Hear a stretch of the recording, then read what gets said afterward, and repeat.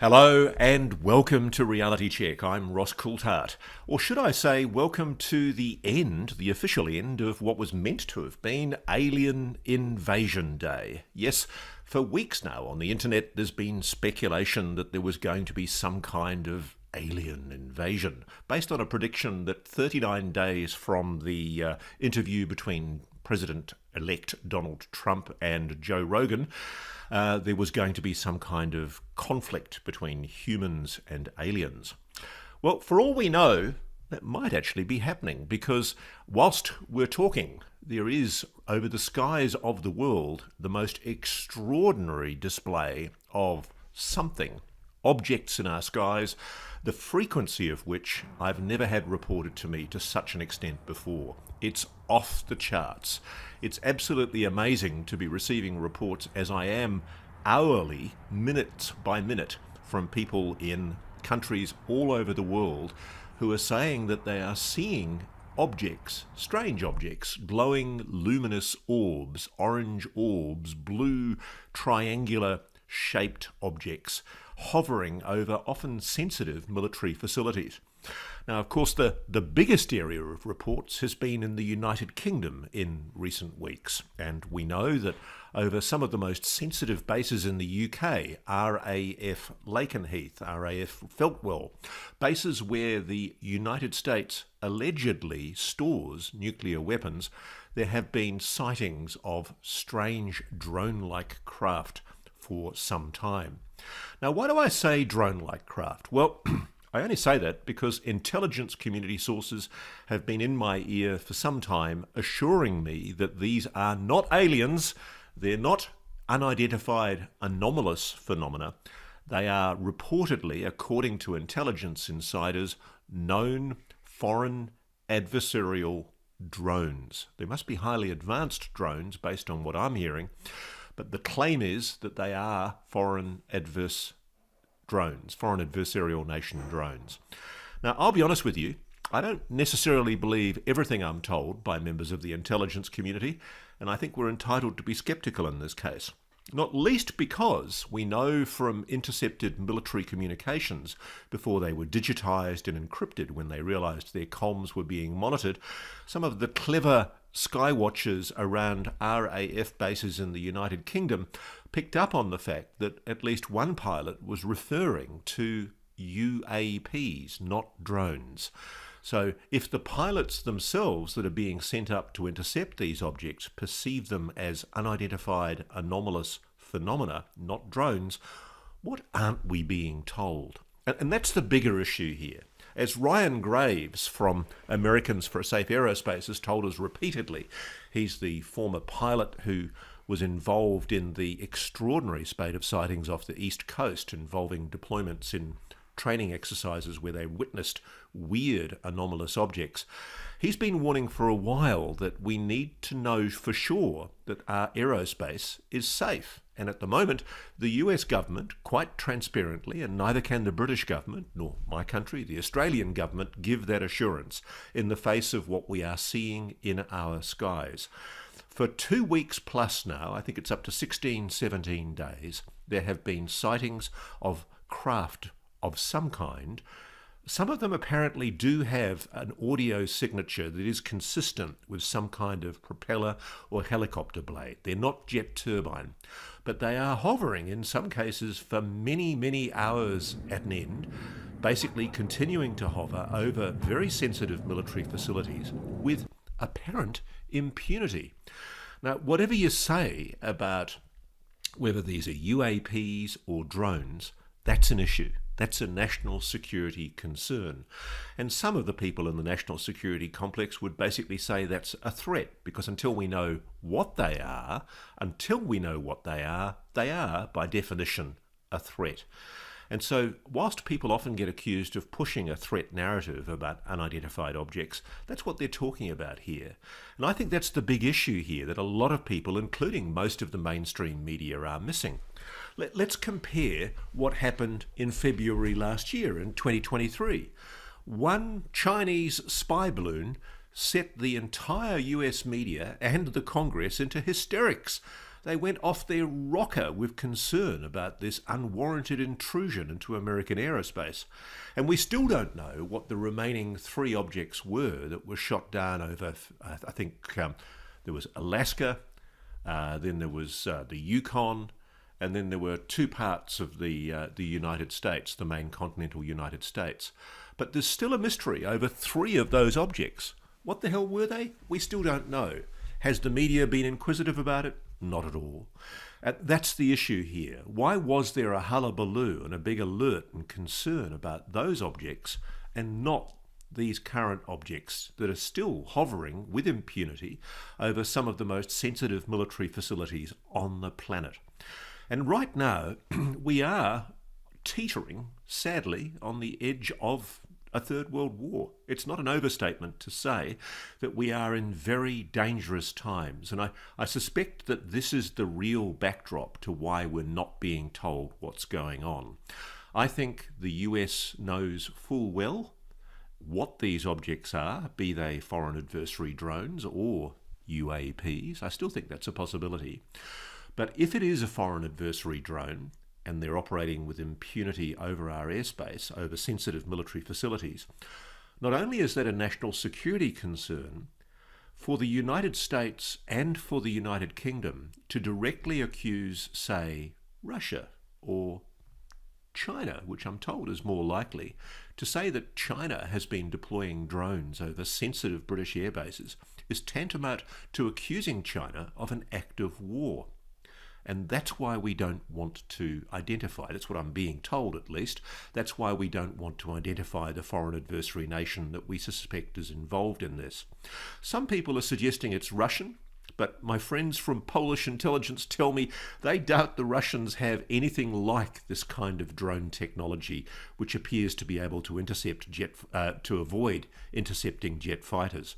There's a great image, I honestly can't vouch for its authenticity, but there's a great video of what is alleged by one of the Skywatchers to be an F-16 fighter approaching one of these luminous orbs at high altitude, and you see the orb zoom off in the face of the advancing F-16 jet. So are these drones, if they are drones, really faster than F-16 jets? Because if that's the case, it means there's a genuine issue of national security concern here, because these objects don't appear to have the kind of propulsion systems we're used to for drones, and they seem to be displaying full lights. They're showing, in many cases, what some people describe as navigation lights, but which one source of mine is suggesting might in fact be ISR sensors, perhaps some kind of intelligence, surveillance, reconnaissance sensor that's being used over these sensitive bases. Is it a coincidence that just a few months ago we were told that the United States would be forward deploying nuclear weapons because of the heightening tensions with Russia into some of these UK bases? Is that why a potential foreign adversary, or maybe something stranger, something more anomalous, is now taking a close interest in these bases? We simply don't know, but I can tell you the conspicuous thing is the absence of any comment by either the United States or the British Royal Air Force. It's like they've decided to clam up. And that's concerning. There are reports, for example, that the SAS, the Special Air Service, and the Special Boat Service, 2 of Britain's most elite military regiments, have been deployed around some of these bases to try and capture the suspected criminal enterprises that are launching these drones from adjacent forests. But if that's the case, why haven't we caught any? And add to that what we're seeing at the moment is a spate of drone sightings, not just in the United Kingdom, or supposed drone sightings. We're seeing anomalous objects, strange unidentified objects over countries all over the world. My inbox has exploded in the last few days. I'm getting messages from Russia, Kazakhstan, China, across Southeast Asia, Japan. People are reporting to me sightings of anomalous, strange objects that the governments are calling drones in some cases, but which are not explainable as known drones. And so the big issue is, what the hell are they? and we just simply don't know. That's a concern. Here's one, for example. We were told that the British aircraft carrier HMS Elizabeth in Germany, on the 22nd of November, there was a security incident at the port of Hamburg when the Queen Elizabeth was docked under heavy protection. The German armed forces had a secure military zone around the vessel with Homeland Security forces, and they reported a suspicious sighting of a 1.5 metre by 1.5 metre reconnaissance drone hovering over the 284 metre long aircraft carrier. They confirmed the incident, the Bundeswehr, and identified the drone as likely engaged in espionage activities. They deployed, and this is the crucial thing, they deployed what's called HP-47 jamming equipment, capable of emitting signals to disrupt and neutralize drones by forcing them to either land or return to their operators. But that attempt to intercept the drone was unsuccessful. So the bottom line is, whoever it is that's operating these craft, these objects, over very sensitive military facilities, not just in the UK, but also clearly in Europe, Germany, and in multiple other countries around the world, including continuing reports in the continental USA. The people that are doing this are not being caught. They're operating with obvious impunity, and moreover, the technology that they are using is not susceptible to the known drone interdiction technology, which normally involves firing a signal at the craft and intercepting the signal that disrupts the operator's control of that drone. One thing that I am told is that we cannot use broad spectrum high pulse microwave weapons on these objects over sensitive military airspace. And that's because obviously there are fighter aircraft and other aircraft operating in the vicinity. One thing I know, and interestingly enough, I know this from people who tell me that HPMs, these high pulse microwaves, have been used against known non-human technology. One of the risks in deploying these weapons is that if you fire them in the vicinity of a UAP, you knock out every aircraft in the vicinity. And so you can't do that over sensitive military airspace when you've got your own fighters in the air. But that doesn't explain a lot to me, because I know, for example, there's a company that's just set up, it's a US company called Anduril, Anduril, and they have fantastic anti-drone technology, including something called the Fury, which, if you look on their website, demonstrates a capacity to, at extremely high speed, knock out individual drones or UASs that are intercepted inside sensitive military airspace. That's what these are purpose-built for. Your governments and mine have funded these anti-drone, anti-US operations at a cost of many hundreds of millions, if not billions of dollars over the last few years. And I think we're entitled to ask, why the hell isn't it working? If these so-called drones are attempted to be being intercepted by the Americans and or the British, and we know that the British Army has deployed special elite units that are meant to be involved in counter-drone efforts, why haven't we seen one brought down? There is, I admit, one report by a local woman that says that she's aware that a drone was brought down, I think over RAF Lakenheath, RAF base Lakenheath. But if that's the case, we've seen no official confirmation of that. And it could very well be that the reason why they're not confirming it is because they don't want to essentially put themselves in a declaration of war with whatever the foreign nation is that was responsible for deploying this technology. Because the moment that you do identify that foreign adversary nation, you are essentially declaring that they have committed an act of war against your nation. And with national sensitivities the way they are at the moment, the last thing I think either Britain or the US want to do is precipitate any kind of confrontation with Russia or China. Could it be, perhaps, that China has developed technologies that are far in advance of what the Russians have, and that what they are trying to do is provoke a conflict between the Russians and the Western world? Is that possible? Would they do such a dastardly thing? Certainly it's being suggested to me that these drones, if that's what they are more likely Chinese than Russian. And apparently we know this because of the very distinct audio signatures on these purported craft. Add to that the fact that, don't forget, just a few weeks ago, there was a very extraordinary incident where a Chinese vessel, which is almost certainly linked to the PLA, the Chinese army, was involved in dropping its anchor and dragging its anchor and snagging and severing very important internet cables in and around Scandinavia. Now, that incident still is largely unreported. It's an effective act of war by what we suspect is a Chinese army vessel, controlled at least by one crew member who is Russian. Why has there not been any attempt to board that boat? And I suspect the answer is because we don't want to provoke international tensions any more than they are at the moment. So let's put the drone issue to one side for a moment. Let's not ignore the fact that there clearly is still, separately from the drone issue, there have been for many months now, and we've reported on this in Reality Check, anomalous objects clearly identified as anomalous by pilots and military personnel operating over very sensitive military facilities, particularly in the United States. And one of the reports that we did was reports of anomalous objects being seen by locals over Langley Air Force Base in Virginia. And the Air Force, of course, has persisted in maintaining that these are drones.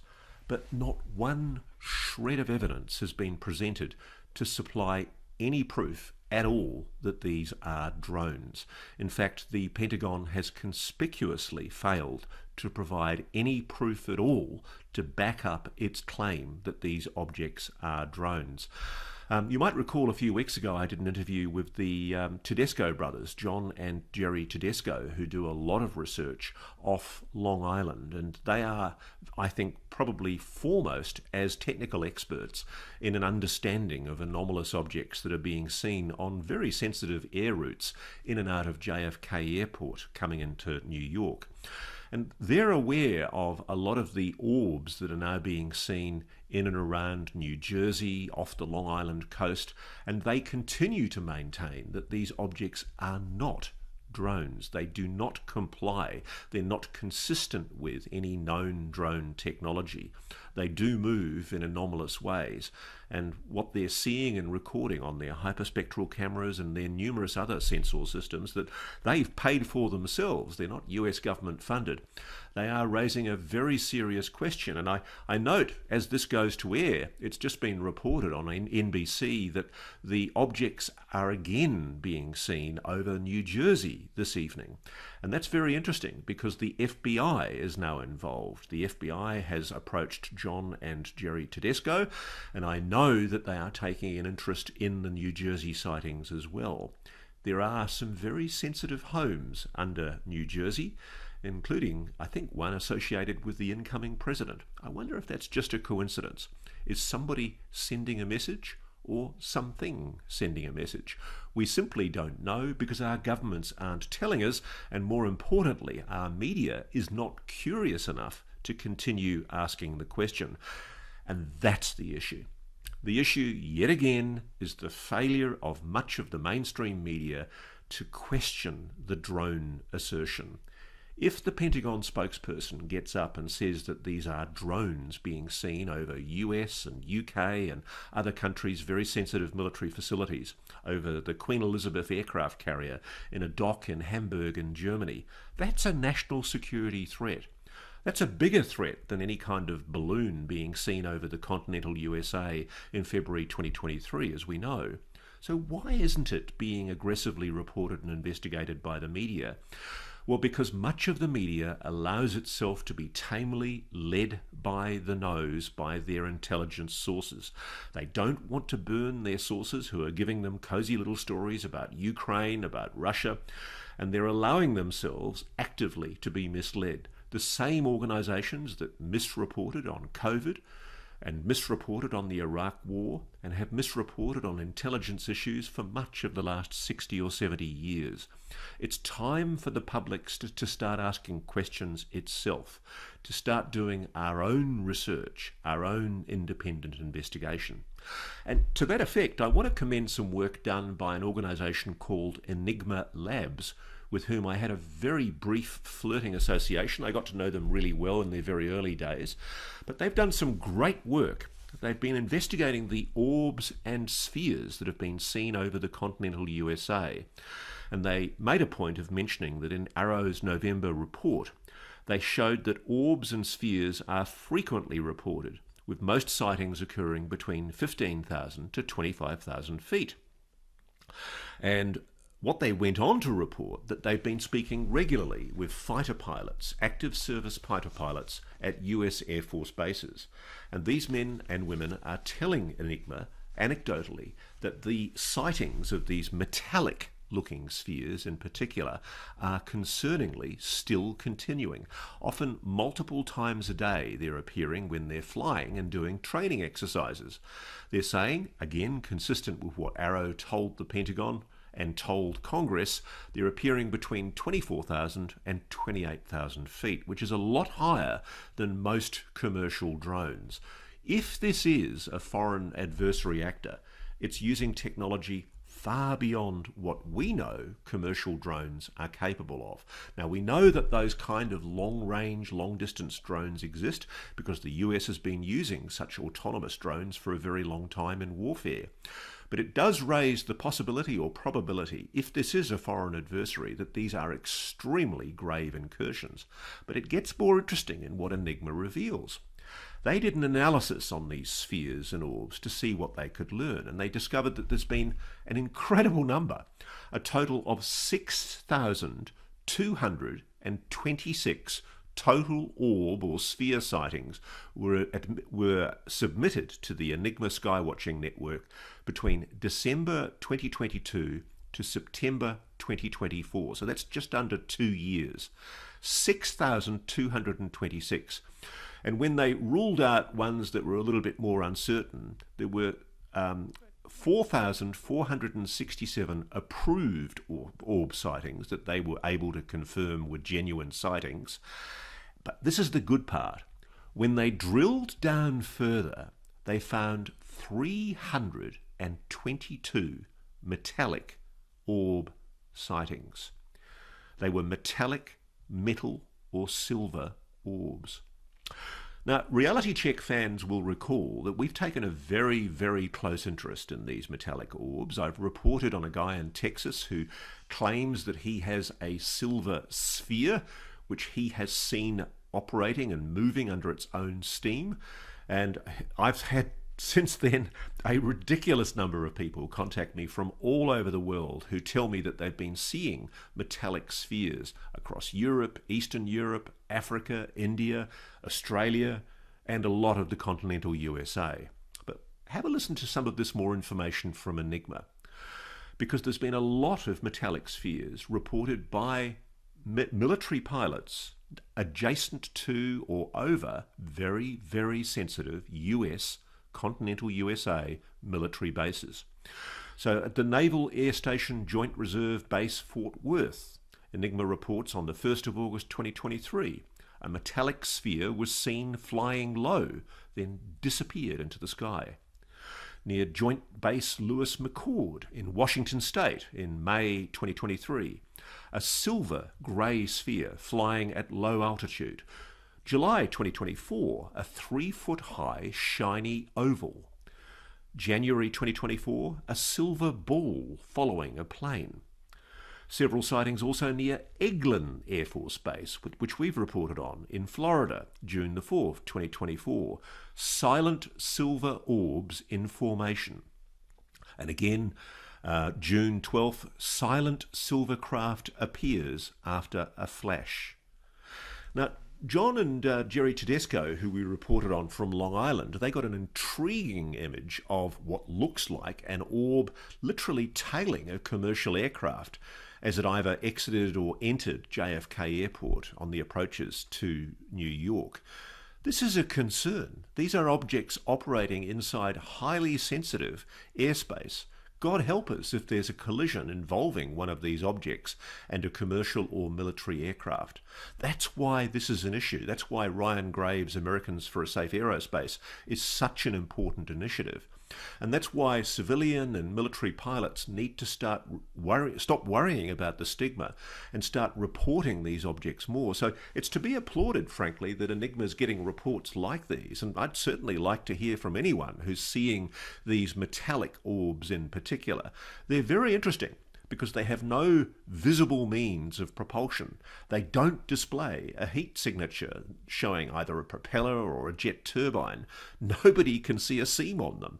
Nobody can explain how these things propel themselves, but multiple people are seeing them in our skies. Why do we continue to ignore this as a national security issue? We jump up and down and get hysterical about Chinese balloons entering American aerospace in February 2023, but we don't talk about metallic spheres. Why is the media allowing itself to be so controlled and gagged?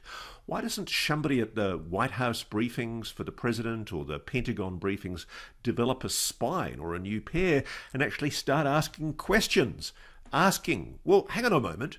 What is all this? What are these drones? If you say these are drones, why do you say they are drones? What evidence have you got they are drones? If these are metallic orbs or spheres being seen by your pilots, and if you think that's nonsense, why are you putting pilots in charge of $100 million aircraft if you think they're lunatics? This is the issue. It's time for the media to start asking seriously aggressive and hard questions, because we are being misled and lied to. That's the issue. So please keep your sightings coming in. I am overwhelmed. I'm very, very interested to hear more. And I can tell you there's something in this. But at the moment, I'm not ruling out the likelihood that these are foreign adversarial drones that have developed some kind of advanced technology that is able to operate with impunity over some of the most sensitive airspace in the world. If that's the case, it's a huge concern. It's actually, frankly, it's a bigger concern if it's Russia or China than it is if it's friendly aliens. Because if it was aliens, and if they were malevolent or ill-disposed, I'm pretty sure they could have wiped us out a while back.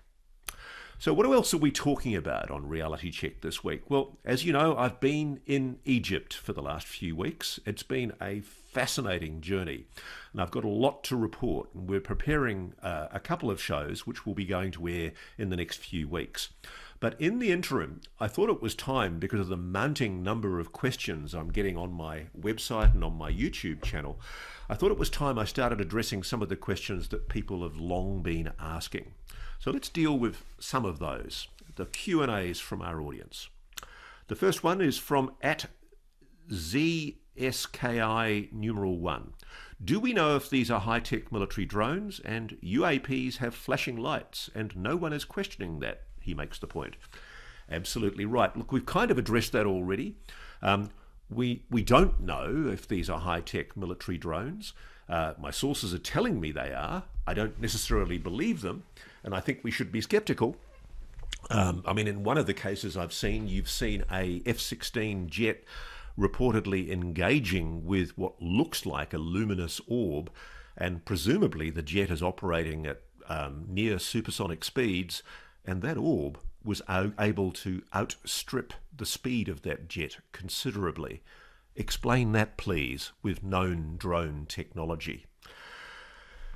One question that comes up next is from AUGGIED6760. One question that is not asked is, who protects and conceals UFO and alien evidence? Who does this, and who carries on with this suppression in successive generations? Who heads and operates this covert and secret organisation? Okay, let me be on the level here and say that if you'd asked me that question 3 or 4 years ago, I would have thought you were a raving lunatic, a tinfoil hat nutter. I now think your question is entirely reasonable, because I do believe that there is a cabal of individuals, and they are individuals. They're not departments or entities. They are individuals, carefully selected individuals, who believe that they are entrusted with a national secret and they're determined to keep it, even if it's operating illegally in defiance of the oversight rules of Congress. I think there are people in the US Air Force who know full well that we are being visited by a non-human intelligence. How do we explain the statement that was made by Dr. John Kozlowski, the new and very well spoken for incoming director of AARO, the All-Domain Anomaly Resolution Office, who gave evidence to Congress in November, asserting that there is no evidence of extraterrestrial visitation to planet Earth? Well, I want to make the point. I think it's entirely possible that Dr. John Kozlowski is being lied to by people within the program who know full well what's going on. And I wouldn't be surprised if, since his November appearance, Dr. Kozlowski has been apprised of much more interesting information that perhaps has changed his perception. And it would be interesting to see him put under oath and questioned more rigorously by a Congress that is now more aggressively pursuing this subject with its bit between its teeth. I am told that there are individuals in the US Air Force who have been concealing this secret for years. It's largely driven out of the US Air Force because of the US Air Force's control of the subject since the 1940s, and indeed probably a lot earlier. Another thing I've learned very recently is that it is very, very likely that the US has had possession of non-human technology since even before 1941, Cape Girardeau, and possibly even before the magenta object was retrieved by the Italians in the 1930s. I wouldn't be surprised if the US has had technology since the turn of last century. Go figure. But what has happened, I believe, is that there is a Presidential Executive Action Directive. I think they're called PEDS. Forgive me if I've got that acronym wrong. I really don't care. I'm sure there will be somebody who will pick me up on it. But for those of you who were following Michael Schellenberger's evidence in the Congress when he gave evidence under oath to the Congress in November, he referred to a program known as Immaculate Constellation, which it is my understanding is a very small part of a whole series of secret codename programs that constitute what we would call the legacy UAP program. But nonetheless, it's a very significant one. And I am now aware of who Mr. Schellenberger's source is. I realise now I was speaking to that source many, many months ago. I wish them the best. I will be protecting their confidentiality, but I can tell you, I can vouch for who they are, and I think the fact that they have come forward is extraordinarily significant. But anyway, just to make the point, when Schellenberger made the statements under oath to Congress that he believed that this Immaculate Constellation was a program that was protected by secrecy by the Defense Department, it was formally denied by the Pentagon that Immaculate Constellation is a special access program controlled by the Department of Defense. And you know what? The Pentagon's spokeswoman was telling the truth.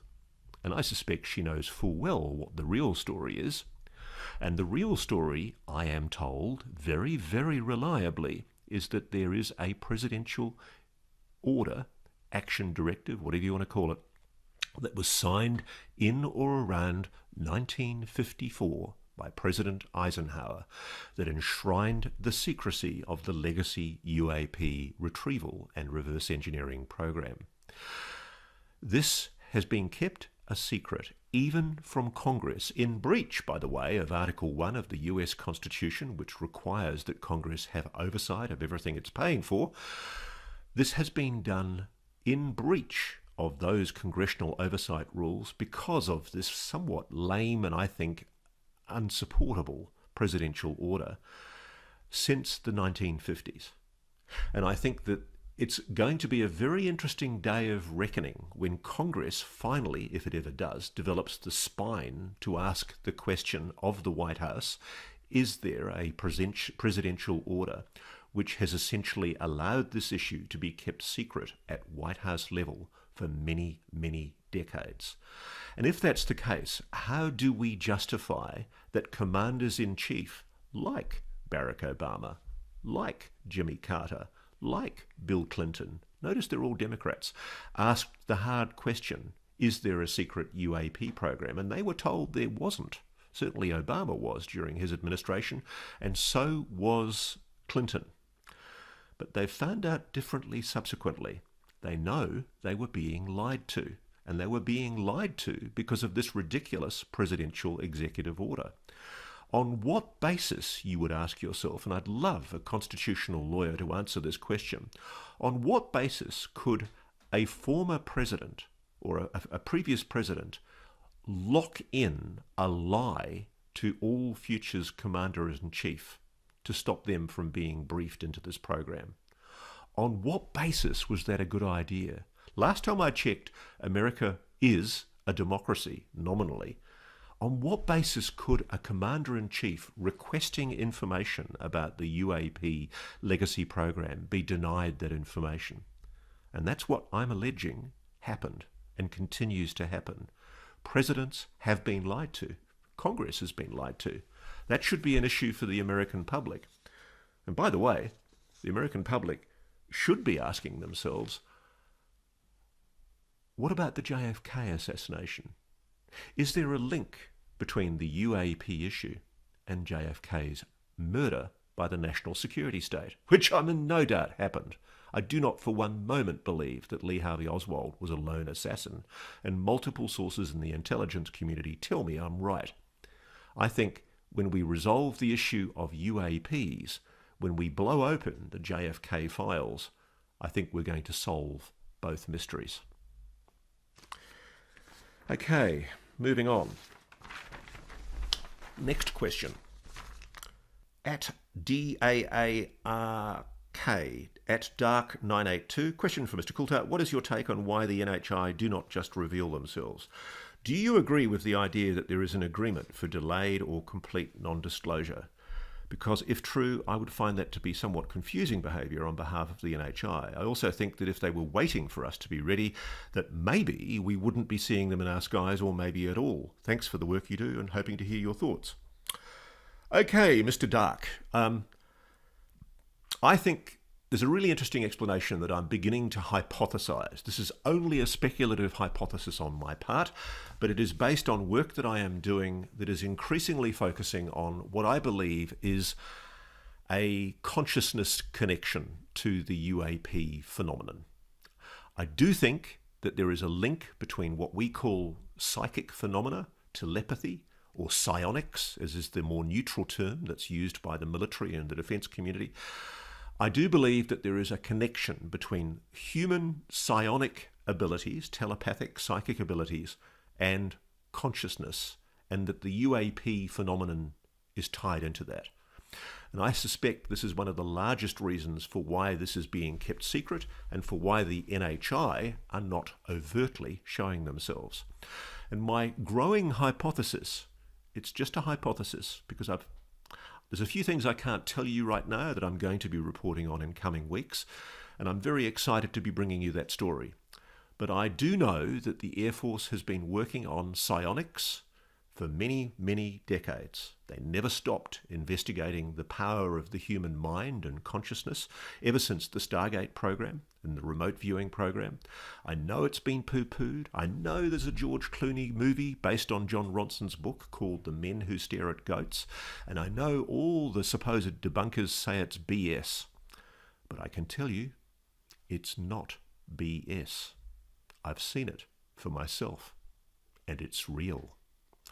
And in forthcoming weeks, you will see why I say it's real. And I believe the United States Air Force has knowingly deceived Congress, successive presidents, and the American public, and the world about what it knows for far too long. It's time for this story to be told. Now, coming back to the question from Mr. Dark, I think the NHI are showing themselves in our skies to twig our consciousness, to make us humans aware of capabilities that many of us don't even realize we have. And I've seen those capabilities demonstrated in recent months. I know they're real, and I frankly don't give a flying fig what the debunkers or the skeptics or the trolls would say about that. It's real, and they will soon be eating humble pie. The capacity for the human mind to engage externally with some kind of uber consciousness has been speculated about in science. Go and have a look at the work on microtubules. Let's have a look at what modern science is speculating about a quantum connection between the human brain and an external consciousness. That's where we're going in this. So what if UAPs are merely a manifestation of something that is above and around us, a consciousness? Some might call it God. Yeah, I know, this is heavy stuff. But what if the purpose of its engagement with the human race is to slowly twig our awareness and to encourage us to use abilities that we don't even know we have? I'm very interested in hearing from people who were part of the GATE program 20 to 30 years ago, who found themselves in rooms with US Air Force officers and strange psychologists in white lab coats, showing them on occasion strange, apparently non-human objects. Yes, this has been happening. Young kids, prepubertal kids, have been misused in experimentation by our military in experiments designed to develop an understanding of how to engage with the phenomenon, with a consciousness. And I think at the same time that NHI consciousness is trying to engage with humanity individually. I've spoken to so many people. I had a message this morning from one person who's an very senior US Air Force person working in a very sensitive area, who told me that they had psychical abilities and they'd never spoken about it. But when they told me about their sighting of a gigantic craft, I said to them, by any chance, do you have psychic abilities? Have you ever had an intuition or a precognition? And they said they were very moved by my question because they'd never really spoken about it. But yes, they have. And everybody I talk to tells me about intuition, precognition, some kind of second sight, some kind of insight that gives them an ability to understand or engage with things in a way that humans can't quite understand. And I think that's what lies behind our understanding, or our growing understanding of the phenomenon. I think that if these are craft, if they are craft at all, they are a manifestation of a consciousness that is trying to engage with humanity. And I think, interestingly enough, the evidence that I am acquiring suggests that these craft can only be operated by people with those psionic abilities. Watch this space. More to come on this. Now, the other question from Mr. Dark was, are there agreements? And are those agreements perhaps constraining why and what we can be told? Now, that's a good question. As you know, if you were a watcher of the interview I did with David Grush back in June 2023, David Grush, to a very limited extent, referred into what he was allowed to reveal through his DOPSA, his Defence Office Pre-Publication Security Review. He referred to unspecified agreements. Now, I've been investigating that, and I do believe it's possible, plausible, I haven't confirmed it, that sections of the US military concluded agreements with a non-human intelligence. And I wouldn't be surprised at all if there was an agreement of non-disclosure, perhaps some kind of Star Trek-like prime directive where the NHI didn't want humanity informed. Wouldn't be surprised at all if that was the case. I haven't had it explicitly said to me, but I have had multiple sources refer to agreements. Okay, so let's just examine that. Firstly, if such an agreement was made, how could it possibly be legal? How could the whole planet be bound by an agreement that a bunch of jumped up, hubristic, arrogant men in the 1950s or the 1940s concluded with a non-human intelligence? Why would they have any right to make a decision on humanity's behalf? And moreover, if the Congress and certain presidents were not properly informed, as I am confident they were not, and in complete breach of Article 1 of the US Constitution, then those officers of the US Air Force are in serious breach of their oath to the US Constitution, which is an act of treason. Treason. That's what we're talking about here. So if these people are aware that people like myself and others are on their tail, and that disclosure is imminent, that Congress is now getting close, if I was you guys, I would be thinking very seriously about coming forward, because you are going to face treason charges if your government doesn't decide to exonerate you or put you before a Truth and Reconciliation Commission where you are given immunity in return for telling the truth. You face the very grave probability of criminal charges. And yes, I do think there are people who should be going to jail as a result of what I've learned about the legacy program. Experimentation on children, murder, intimidation, bullying, threats. Not a good look, guys. Okay, moving on. The next question is from @JohnnyM6338. This is a long one, but it's a good one. Ross, while I can understand and agree with the need to keep the technology portion of the information secure for obvious reasons, why is it necessary to overclassify the NHI biological materials and the scientific information classified? That information is essential to advancing our understanding of astrobiology. That's essentially blocking our scientific advancement, which I don't believe any government has the right to do. And I can't see how releasing such information and samples to the research community can in any way jeopardize national security. Can you? I mean, come on, we know they have these materials. Yes, we do. And they know that we know that they do. So why would any government, let alone our own, deliberately withhold scientific research advancement? Now, look, this question goes on and on and on. It's about 2,000 words, but I can answer it. I completely agree with you. I can tell you, Johnny, that I am in touch with scientists inside the legacy UAP retrieval program. That is a program that has retrieved non-human craft, alien spacecraft, and that these people are deeply frustrated that they cannot share their science with other scientists and with humanity in general. They also think it is immoral that we do not know and that the Pentagon and the US government choose to lie to us. What they want is for their science to be shared with other scientists so that we can achieve breakthroughs that allow the materials science study of these objects to get a breakthrough. Because my understanding is that when they've actually looked at these craft, the technology within them has often defeated materials science. It's an assembly at the atomic level of which we are not yet capable. That's the issue. But what we have learned is the ability to psionically engage with non-human technology and operate it to our own advantage. The fear that has been expressed to me by scientists is that, as happens all too often, America, Russia and China are all involved in a quiet Cold War, as David Grush admitted to me last year, competing to develop these technologies for military advantage.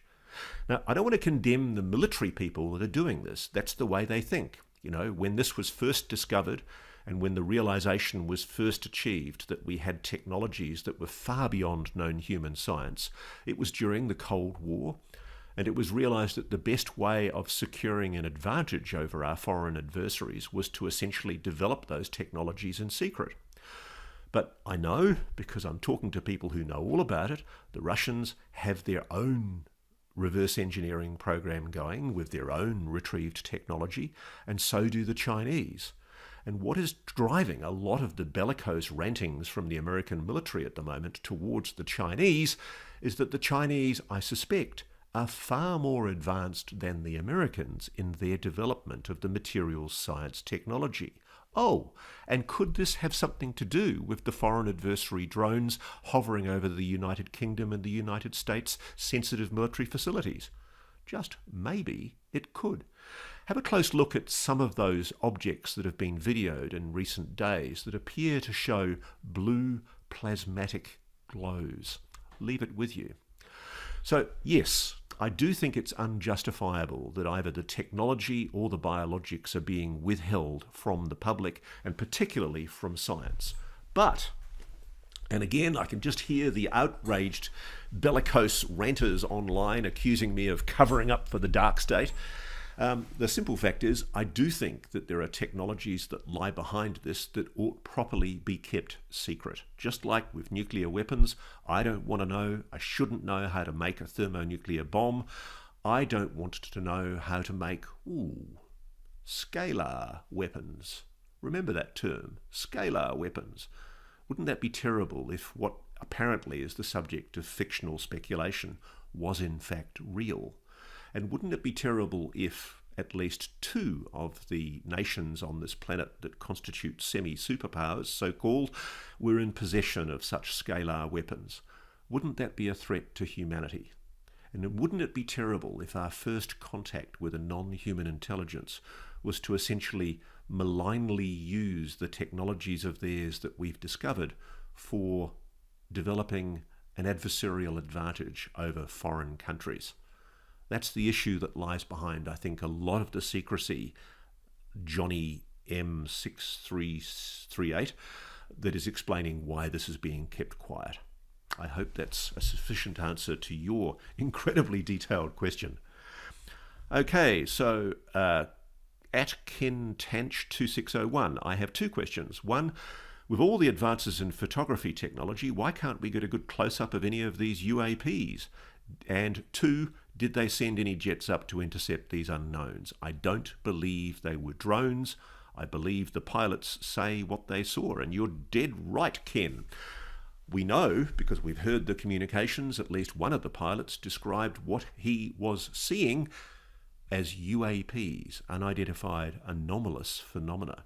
So why does the US Air Force and the British Air Force continue to maintain that these are mere drones? Perhaps they are drones, but whatever they are, they represent an advancement in technology that is far beyond what we've known publicly to date, and that's an issue of concern. Now, why do these objects not show up clearly in photographs? I think that was your first question.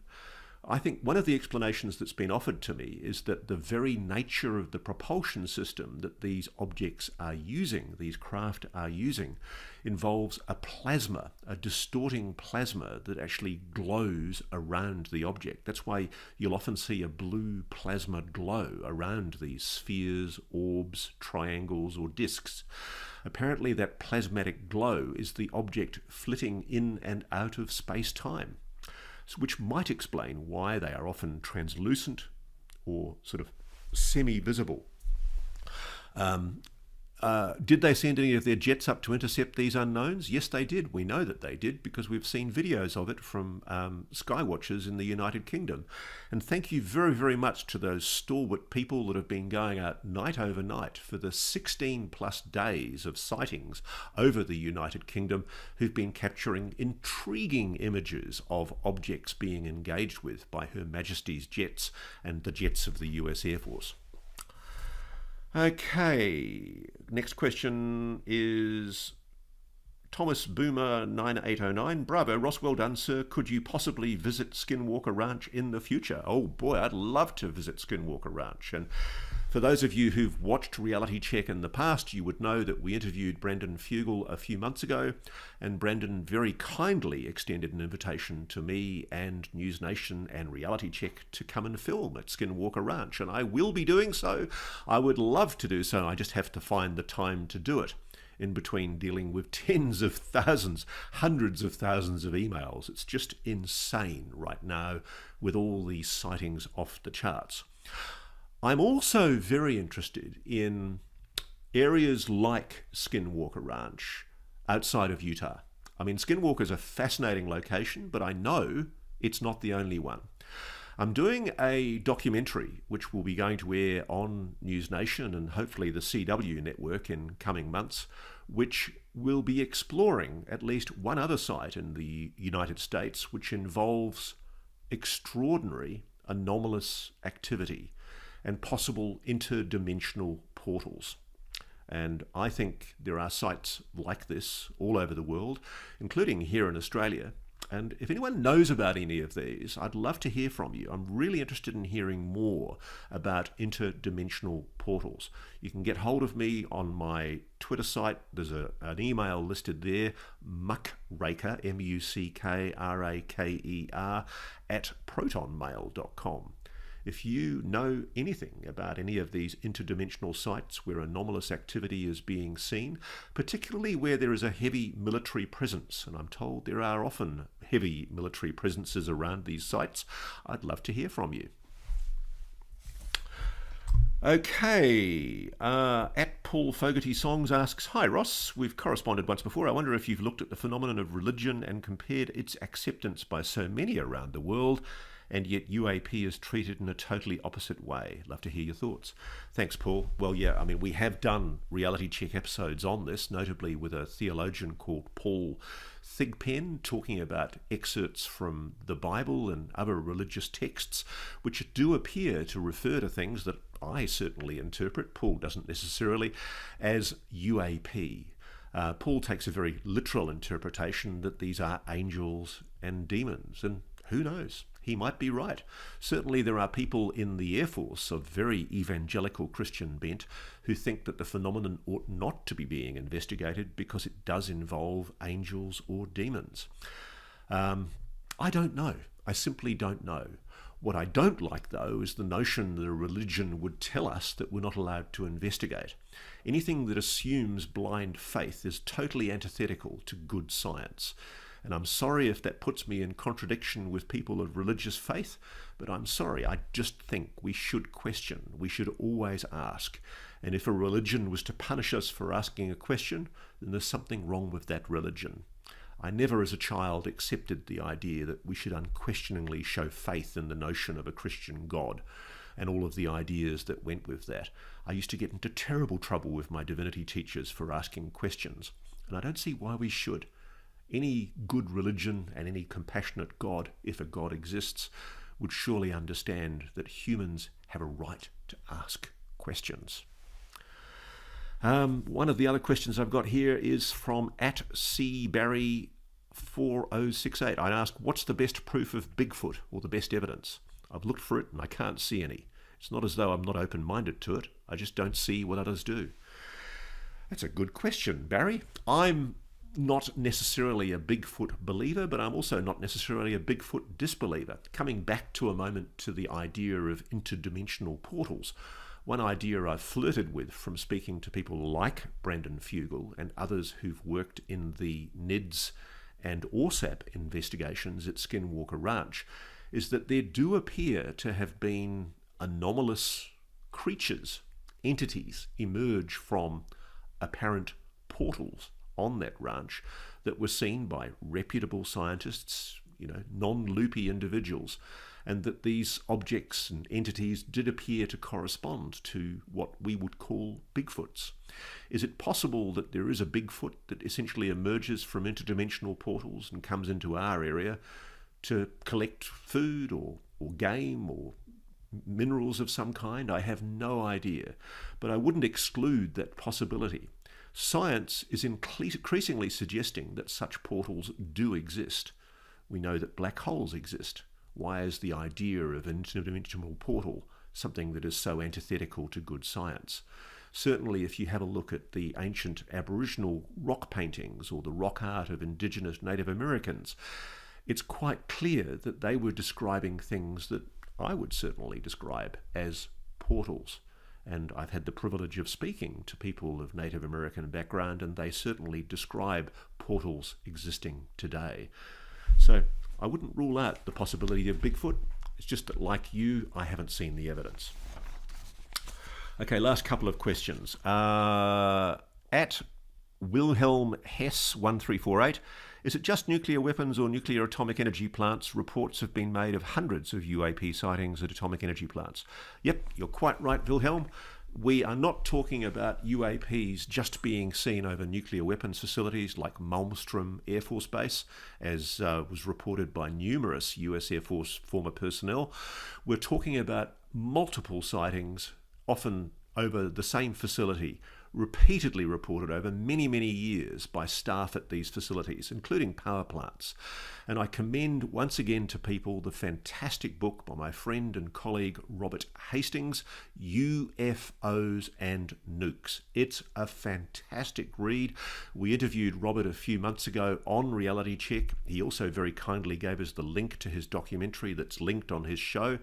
And you will see there that he has extensively reported the extraordinary frequency of these anomalous objects over almost every nuclear-linked facility in the United States.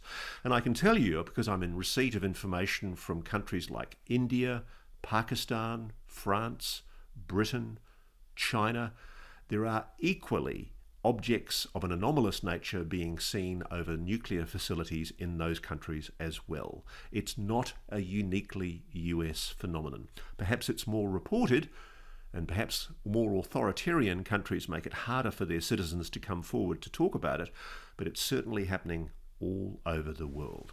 Last question. At Beekneed, Bekneed, has Sheehan published, posted, shared, or otherwise made public the tracings he made from the crashed craft photos? It's been 45 years since he made the drawings. I'm wondering who else has seen them. Okay, so what he's referring to there is my friend and dear colleague Daniel Sheehan, a civil rights attorney of renown who heads the New Paradigm Institute out of Washington, D.C., which is a lobby group for UAP transparency that he works on with Jim Garrison and Tyler Zaradnik. And they're doing a sterling job exposing the UFO cover-up, which is a UFO cover-up. And what Danny's referring to there is a seminal incident which happened to him as a young lawyer. He had an association because of his background working with the Jesuits and the Vatican Church. He was known to the White House as somebody with connections to the Vatican.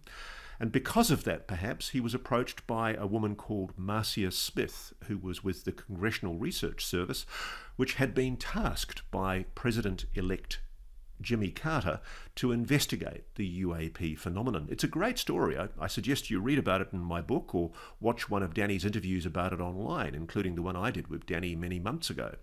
What you'll find is that Danny tells the story of how he was briefed into the fact that George Bush Sr., before he became president, when he was the director of the CIA, was apparently one of the gatekeepers of the legacy program secrets.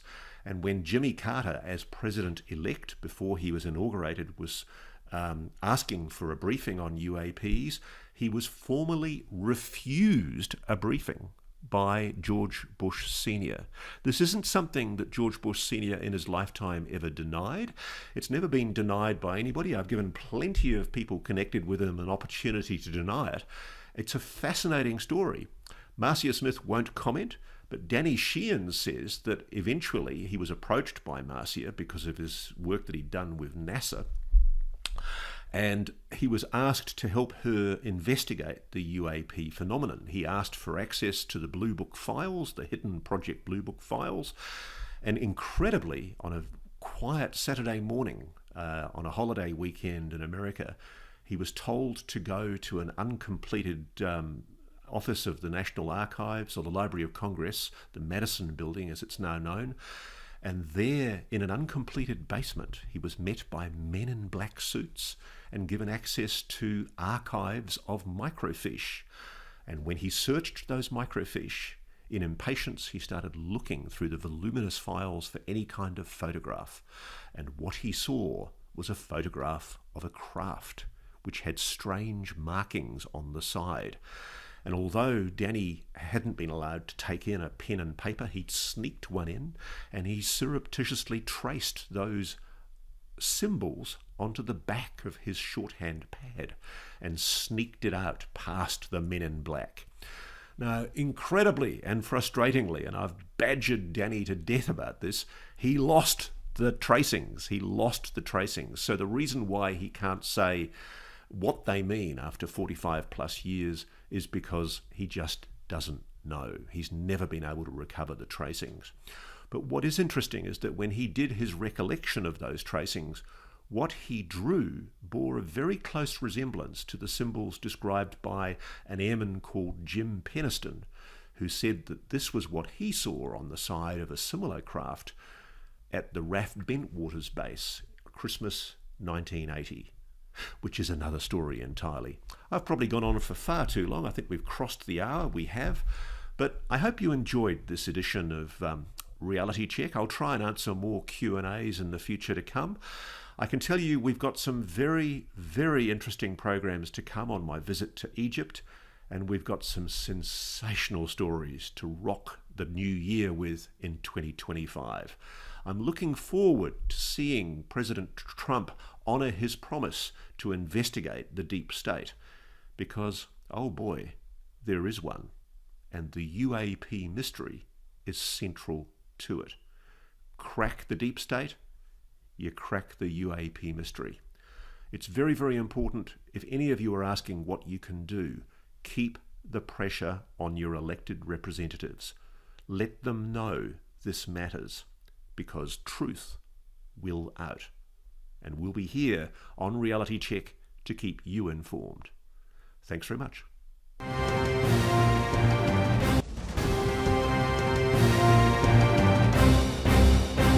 Hello and welcome to this latest edition of Reality Check. Now, my guest today is someone I've been wanting to talk to for years because he shares very similar views to mine. And the thing I love about him is he's a scientist. He's a real scientist. He's somebody who's prepared to objectively and incisively engage with the topic of UAPs, no matter the taboo or the stigma. His name is Dr. Michael Masters. He's a tenured professor, no less, and he's a professor of biological anthropology at Montana Tech University in Butte, Montana. He received a PhD in anthropology from the Ohio State University in 2009, where he specialized in hominin evolutionary anatomy, archaeology, and biomedicine. And his recent research posits the idea that UFOs and aliens could be us, future humans. And the reason this resonates with me is because, as Michael actually reports in some of his papers, I've been told by people in the intelligence community that this is a theory we should take very seriously indeed. But even more interestingly, as well as publishing three excellent books, he's published one in 2019 called Identified Flying Objects, a multidisciplinary scientific approach to the UFO phenomenon. Another one called the Extratempestrial Model, which was published in June 2022, which looks at his time travel theory with a focus on abductee and contactee accounts. He's also written, God help him, he's an overachiever, a novel, The Revelation, The Future Human Past, which was published in June 2023, which digs deeper into this intertemporal hominin descendants question, but in the context of a science fiction novel. And most recently, Dr. Masters is one of the authors of a Harvard research paper, yet to be peer-reviewed, which suggests that life forms from other worlds could be living underground or undersea on this planet, or perhaps even on the moon, and that the UAPs being seen by many folks may be evidence of their presence here. Michael, welcome. Please, firstly, give me a bit of an idea about yourself. What stimulated your passion in the subject of UAPs? Why have you gone down this rabbit hole, this lunatic subject, which I'm sure does your academic career no good at all? Yeah, that's a great question. And Ross, it's so great to talk to you. Followed your work as well for a very long time and appreciate you having me on. Apologize for the poorly timed drink there. I should have maybe taken that earlier. Yeah, no, that's a great place to start. It's been sort of a long and winding road, so to speak. I first got interested in this at a very young age after hearing a UFO account that came from my father, of all places. So I was sort of forced to start thinking about these things in real terms. It wasn't just what you see on TV and movies and science fiction, but someone I knew and trusted was now saying this is real and described his account. And it was a pretty typical nighttime encounter. He had a colleague with him, so there's more validity to it. It can be cross-checked by someone else. And that piqued my interest. It apparently piqued his as well because he got Whitley Strieber's classic book Communion. And I remember very vividly that I was sitting up on the living room shelf facing out toward the living room. I walked in from the dining room and looked up there and had sort of this image pop in my head, for lack of a better word. It was accompanied with sort of some thoughts, some information, some light was involved somehow. Still not really sure how that works into all of it. But so basically, I pictured an early hominin form with a prognathic face and a retracted forehead, a modern human, and then this archetypal gray alien on the cover of Whitley's book, and instantly wondered, could we be related? There were just an overwhelming number of characteristics that were similar, what have come to know as synapomorphies or homologies, shared derived characteristics that seem to indicate that we may have a common ancestor on this planet. And over time, I went to investigate this further. I started out in physics and astronomy in my undergraduate years, and then shifted into biological anthropology to look more at the physical form of these beings, seen in association with the craft. And that's been my focus ever since. So it's always struck me, you're absolutely right. It's always struck me there's a bit of a humanoid bias in our science fiction. I was a keen fan in my youth, as I'm sure you were, of Doctor Who and Star Trek. And of course, the aliens were always humanoid. They always had two arms and two legs, maybe with a few tentacles here and there. Are we getting it wrong? In evolutionary biology, it's utterly implausible, isn't it, that other beings, other intelligent beings on other planets would necessarily have evolved to a humanoid shape. Right, absolutely. And that was kind of the main focus of my first book. I'm not trying to do a straw man fallacy here and tear down the extraterrestrial model. It's been intuitive, and it's been a part of the cultural zeitgeist, and maybe even throughout antiquity, because it makes sense. We see these stars, they're these mysterious objects in the sky. We see these craft coming down from the stars, and it makes sense why we would attribute these machines to those stars. So the extraterrestrial hypothesis intuitively has dominated the way we think about these things and the beings inside.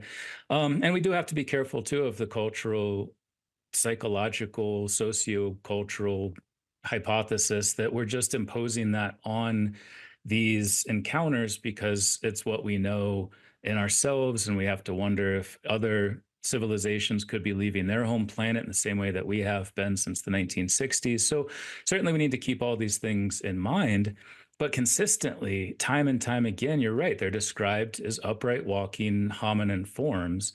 And I really tried to make a case in my first book that it's not likely we would get that on a separate planet with a different distance from its sun, with different gravity, especially. And that's an important one I focus on in this book and in a lot of lectures I give, is that we are the only upright walking mammal on this planet. Think about that for a second. Like, some do it temporarily. Chimpanzees will walk upright when they're trying to scare other chimps in the group or hoard food, carry offspring. We're the only ones that are upright walking. We suffer from all kinds of problems because of it. And Earth is tremendously small relative to other planets. From some calculations I did in 2016, about 2.5% of all planets that have been discovered at that time were the same size as or smaller than Earth. So if bipedalism, the trait that defines the hominin lineage, is so rare here, it's likely to be even rarer on other Earth-like exoplanets. And I redid this study with new data from Kepler mission and other studies through NASA, and the number went up slightly, but it was still under 4%. So not just that, there's a lot of other traits. We have bilateral symmetry, two gut openings, eyes, nose, mouth in the same place, four limbs, Well, which makes us slow down a bit there, tetrapods. because I'm interested in this stuff. So just explain to our audience. Obviously, there's the bipedal issue. Just explain to me again, the placement of eyes. What is it about the unlikelihood of aliens being humanoid bipedal that leaps out at you? Just talk me through that evolutionary biological issue, because I'm fascinated by this and I hadn't thought about it until I read your book. Yeah, me too. That's maybe why I got really excited there and just started throwing everything out really fast because Yeah, because I it want to pin excites you me down. too. I'm really interested in this stuff, and I want to hear some of that detail. Yeah, so it is really interesting. About 6 to 8 million years ago, we shared a common ancestor with what would go on to become chimpanzees and all of these other hominin forms. But what really launched us in that direction is that we did stand upright. It's a very simple behavioral shift. There's a lot of explanations for why that happened. Some center on biomechanics, that it was beneficial for long distance walking and running because you use less energy on two limbs than you do on four. It may have helped us in the hot summer sun of East Africa to have less of our body exposed to the sun, help us see over grasses. The trees were starting to dwindle about 3 to 4 million years ago, so we could see predators coming, get up into those trees quicker if we're standing upright, look more intimidating. There's a lot of explanations for potentially why this happened. We can't know until we have a time machine if we could go back that far because this was a behavioral change. But we can see in the morphological form of these ancestors that we did stand upright. We know that happened. It set us on this trajectory that led to our uniqueness. We could attribute a lot of our sort of specialized, what we call derived characteristics, to just standing up. Our heads had to rotate down, which meant our basic cranium became flexed and it increased our brain size, especially in the frontal lobe. Another unique characteristic is we're the only mammal that has the brain sitting right on top of the eyes. And when I'm not doing weird UFO stuff, that's the main thing that I look on is how does it affect vision in a functional sense with regard to our expanding neurocranium and also our reduced and retract mid and lower facial anatomy. What does that do? Does it impinge on the eyes that may be related to juvenile onset myopia and astigmatism, which is increasing tremendously in humans, especially in East Asia, where 80 to 90% of the population has juvenile onset myopia.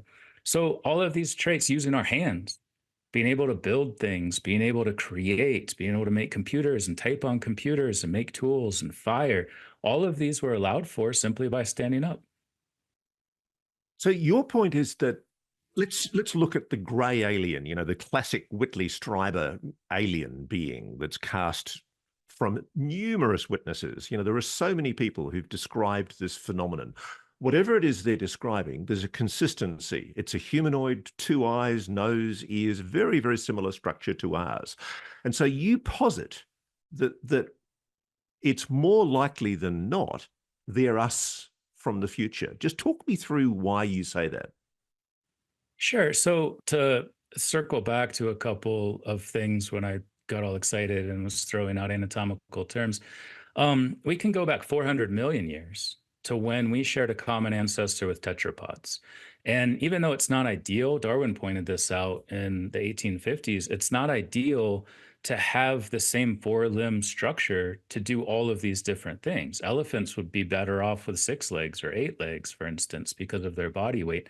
So, but we have taken that. We've have this highly conserved biomechanical trait of having four limbs. On those four limbs are 5 digits, and they're used in a lot of different ways. Even if you look at a horse's hoof, you can still see remnants, vestigial remnants of these other parts of the five finger penadactyl anatomy.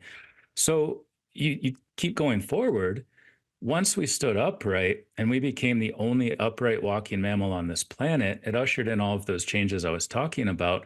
But there's such a unique evolution that happened that we see the same traits in these others, these visitors, as Whitley calls them, because he doesn't want to attribute any nomenclature to it. And all of us should be cautious of that. Even non-human intelligence is innately biased in that it says these are non-human, and they potentially may be human in some form of it.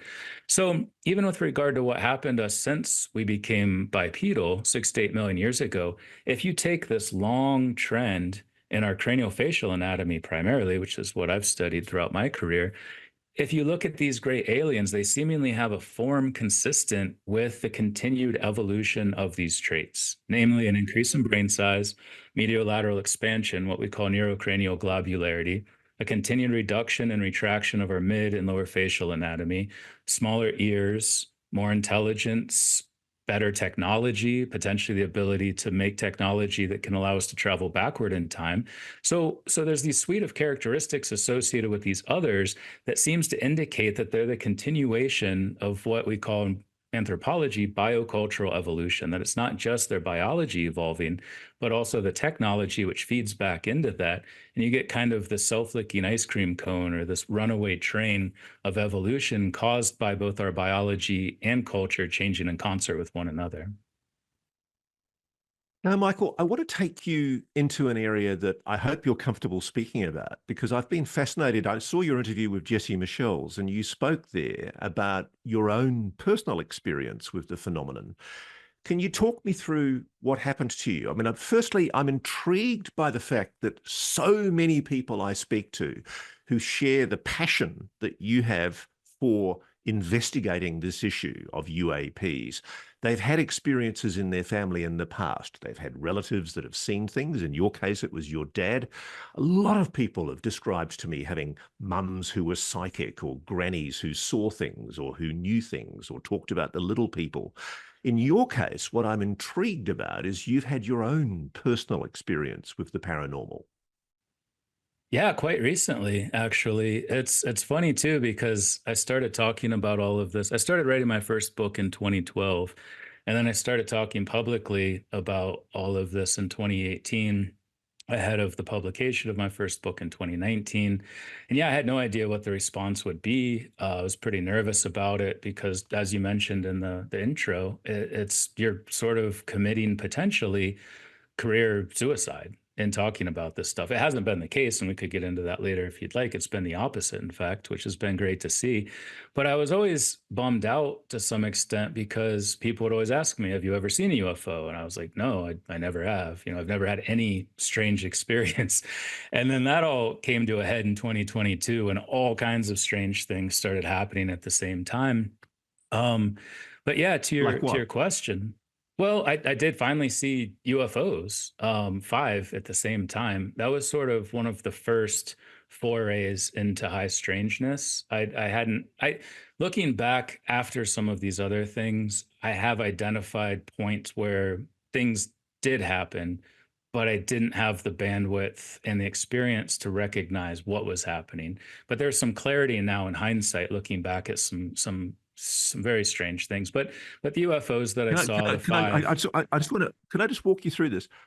Do you think that whatever they were, those objects were showing themselves to you to twig your consciousness? yeah, a big part of what 2022 was is a wake up call.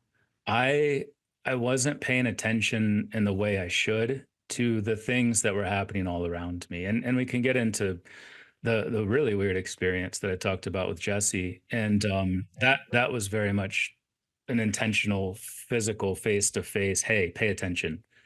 This is happening. We need you to recognize that. And it really messed me up for a while, but it's since gotten better. But yeah, the 5 UFOs I saw were right up in the sky near my house above what's called the East Ridge here in Butte, Montana, and they were hovering. I feel like I was kind of taken up there. There's no reason why I should have walked up this hill behind my house, but when I did, I turned around, boom, there they were. And they were just sitting there, and one by one, from right to left, they were in formation. They just shot off toward the southeast at tremendous speed. And after that, not long after that, just before I went to a conference at Rice University to be on a panel with a number of really amazing people looking at some of these same sorts of questions, I felt like, and this is where I start to sound like a crazy person. So I just like to preface the next couple of things I say with I am aware of that. These things did happen. I don't expect anyone, to some of them, it's not even about belief because other people were involved. So there's corroboration that can take place. This first one was just me and what felt like a telepathic conversation I was having with a very bright security light in my neighbor's yard. So take that for what it's worth. But the reason I mention it is because I felt like it was a back and forth, and I asked a question that later was brought up in this face-to-face communication that also involved telepathy. And toward the end of it, I realized we're the same entities I was communicating with through that light, or they were communicating with me through this light, or vice versa, I guess. So Yeah, that came after the UFOs, and then the main one that I guess you're talking about that I talked to Jesse with was, yeah, I was taken into a room by a person, a normal human being, as I came to learn, who then brought another person who I didn't know at all. I'd never met before. And just prior to this, right before I went to this conference, I was washing dishes and I thought to myself, I'm done with this. I don't want to do this anymore. I was traveling for conferences, for TV shoots, documentaries, and I was just exhausted. I was burnt out. As you're well aware, there's a number of trolls that occupy this space, and we're constantly being trolled by ignorant people that hide behind fake accounts and live in their mom's basement, most likely. Here, here, So here, I was just here. over Yeah, all of it. I admire Yeah. your courage in that regard, Michael. By the way, I really do. I mean, there is a snide, nasty sewer rat quality of human being that likes to prey on anybody that wants to scientifically engage with this subject. Sorry, keep on going. Yeah, no, well said. I like that. Yeah, there's a lot of obstacles, and I am fortunate, and I feel blessed that I haven't had to deal with a lot of backlash with regard to my colleagues, with regard to my institutional colleagues, and outwardly, and these various fields that I talk about in my first book. I'll take sewer rat trolls all day over my actual colleagues who I know and respect, saying things like that. Not that they ever would, because they have humility, and we're all in this together. We all have a sense that we're trying to unravel these mysteries. So anyway, I decided I wanted to quit. I just thought that as I'm washing dishes. My wife's sitting right behind me on my couch. This was kind of a big life change, but I didn't feel like talking about it, so I didn't say anything to her.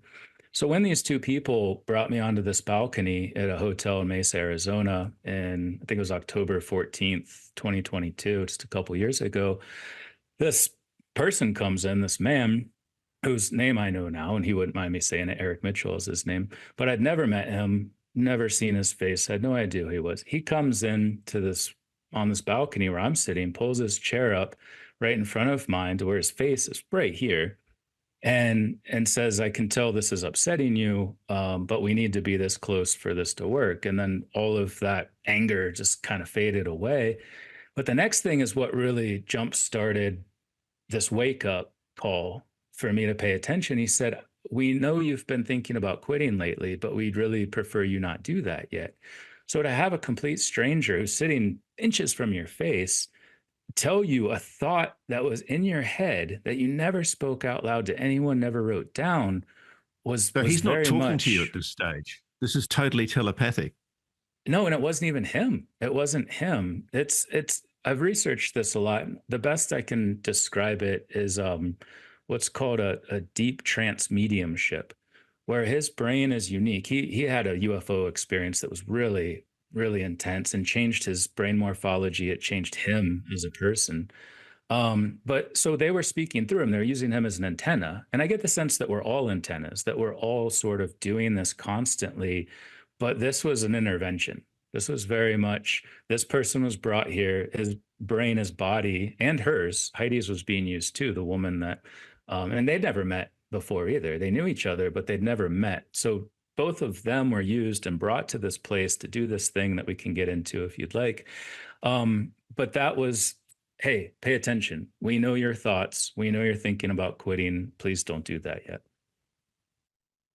I'm blown away by this because you're not the first person to tell me about these kind of approaches from what sounds like a non-human intelligence wanting in some way to push people to continue to investigate. So tell me a little bit more. You say there's more to this story. Neither of the two people who were in the room or on the balcony with you at the time were the entities or the intelligences that were communicating with you. Talk me through what was happening and what you think was going on in reality. Yeah, and it was really hard to talk about this for a year. Jesse was the first person I talked to about it because I know him. He's a friend. I knew I could trust him to do a good job and help people recognize that I don't have schizophrenia. I'm not crazy. This did actually happen, and so um, like I said, I knew Heidi. I knew she was a person. I'd interacted with her 3 years prior at the same event. This Eric person, I didn't know. I assumed he was some kind of future human because that's the very next thing. is I said, "How do you know that? How do you know this thought in my head?" And telepathically, I responded, "Future humans." Well, they said, "Once you know who we are, you'll know how we know this." I responded, not using my mouth, which I didn't even know I could do at that time. "Future humans?" Question mark. And they said, "So you know how we did this?" I said, "Uh-huh, I guess." But it is important, and I've tried to make a point of this when I talked about it in New York at a conference recently. They didn't say yes. And I think that's an important caveat. They didn't say, "Yes, we are future humans." They just moved on and said, "So you know how we did this." So I don't feel comfortable talking about origins. And in fact, with all of this, I'm not trying to tell anybody what to think about it. I'm just conveying what happened in these moments and how it ties together. But I leave it open for all to interpret because I don't understand it either. I'm still trying to figure it out myself. Um, After the exchange, was Eric or Heidi aware that they'd had this transmedium communication? Heidi was aware something had happened, something very strange. She couldn't remember the details of what was said and what was communicated.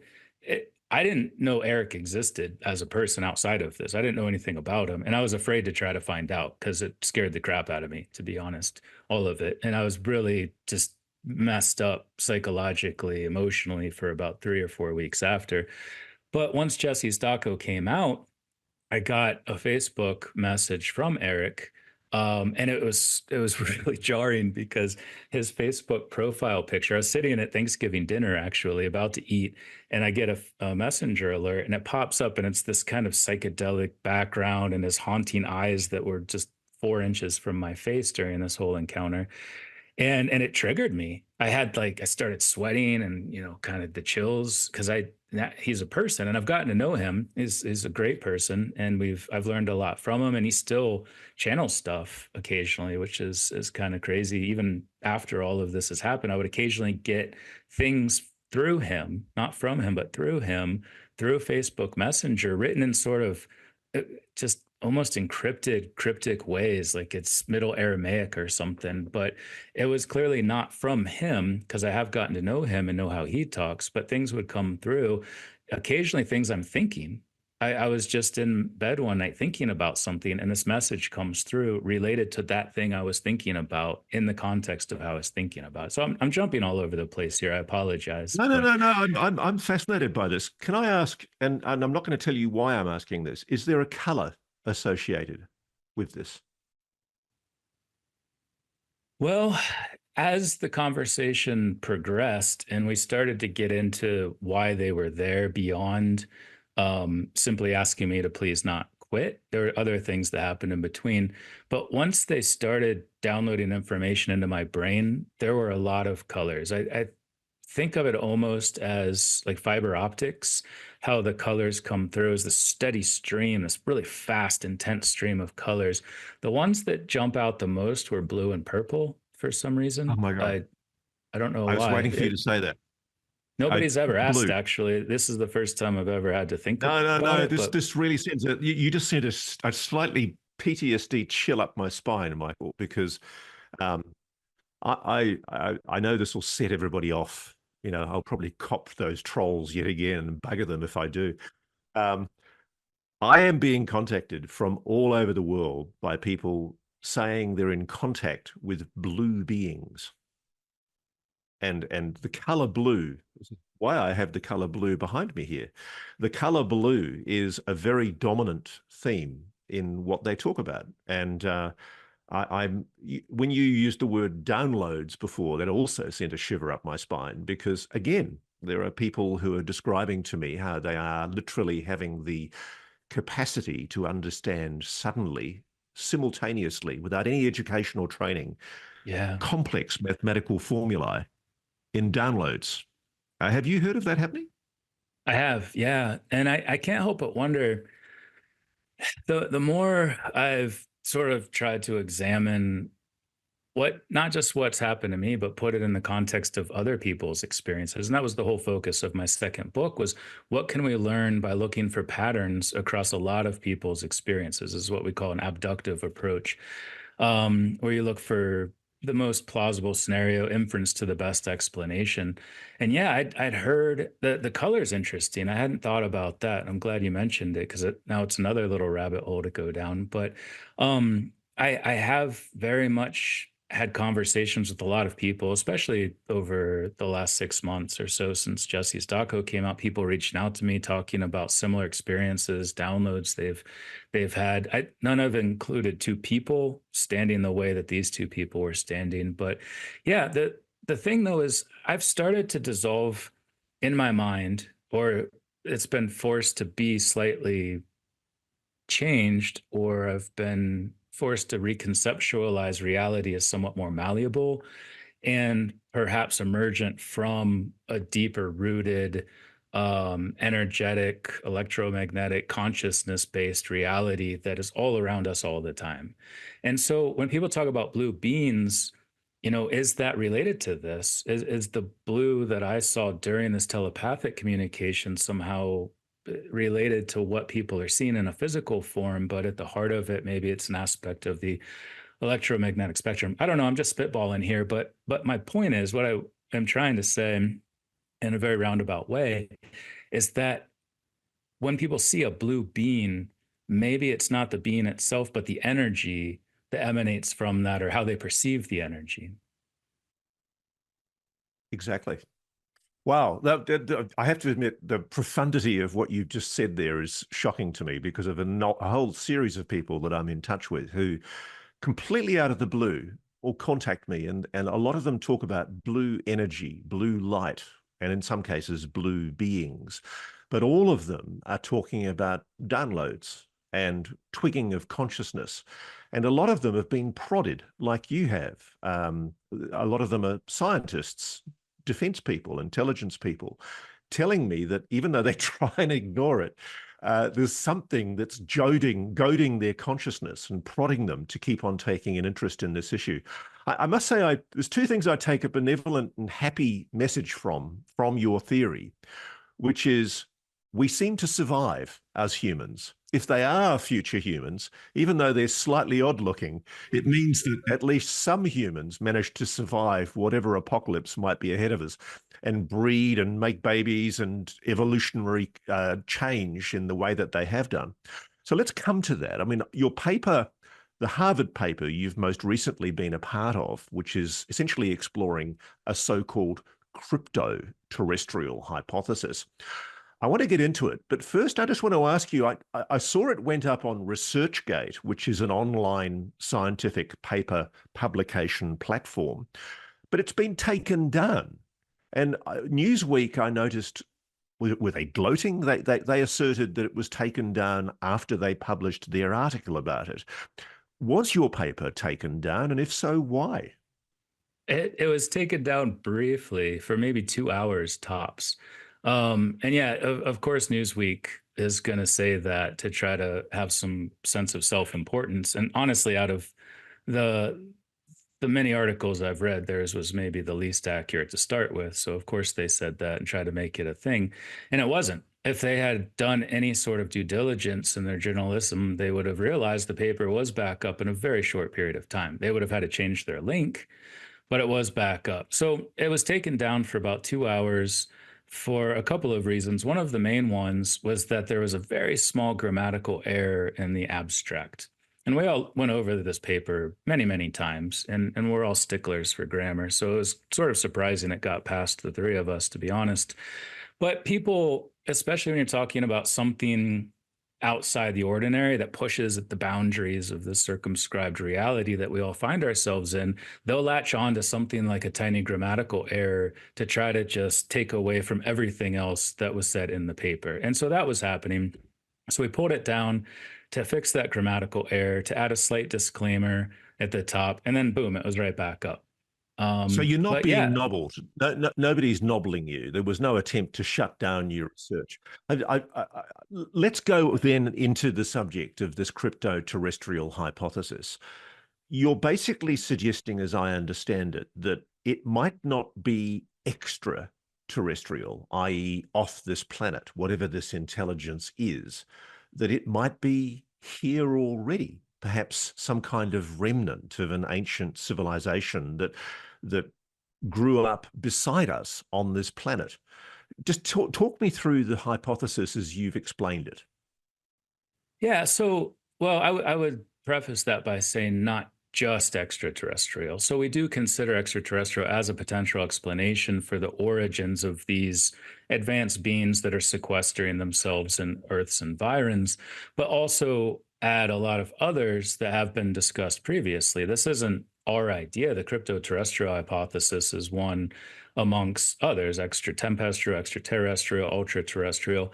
So we focused on this one in particular because there does seem to be, and just quickly to give a definition for your viewers who might not be familiar with this, is the idea behind the crypto terrestrial is it's something that's hiding. It's not in plain sight. It's sequestering itself.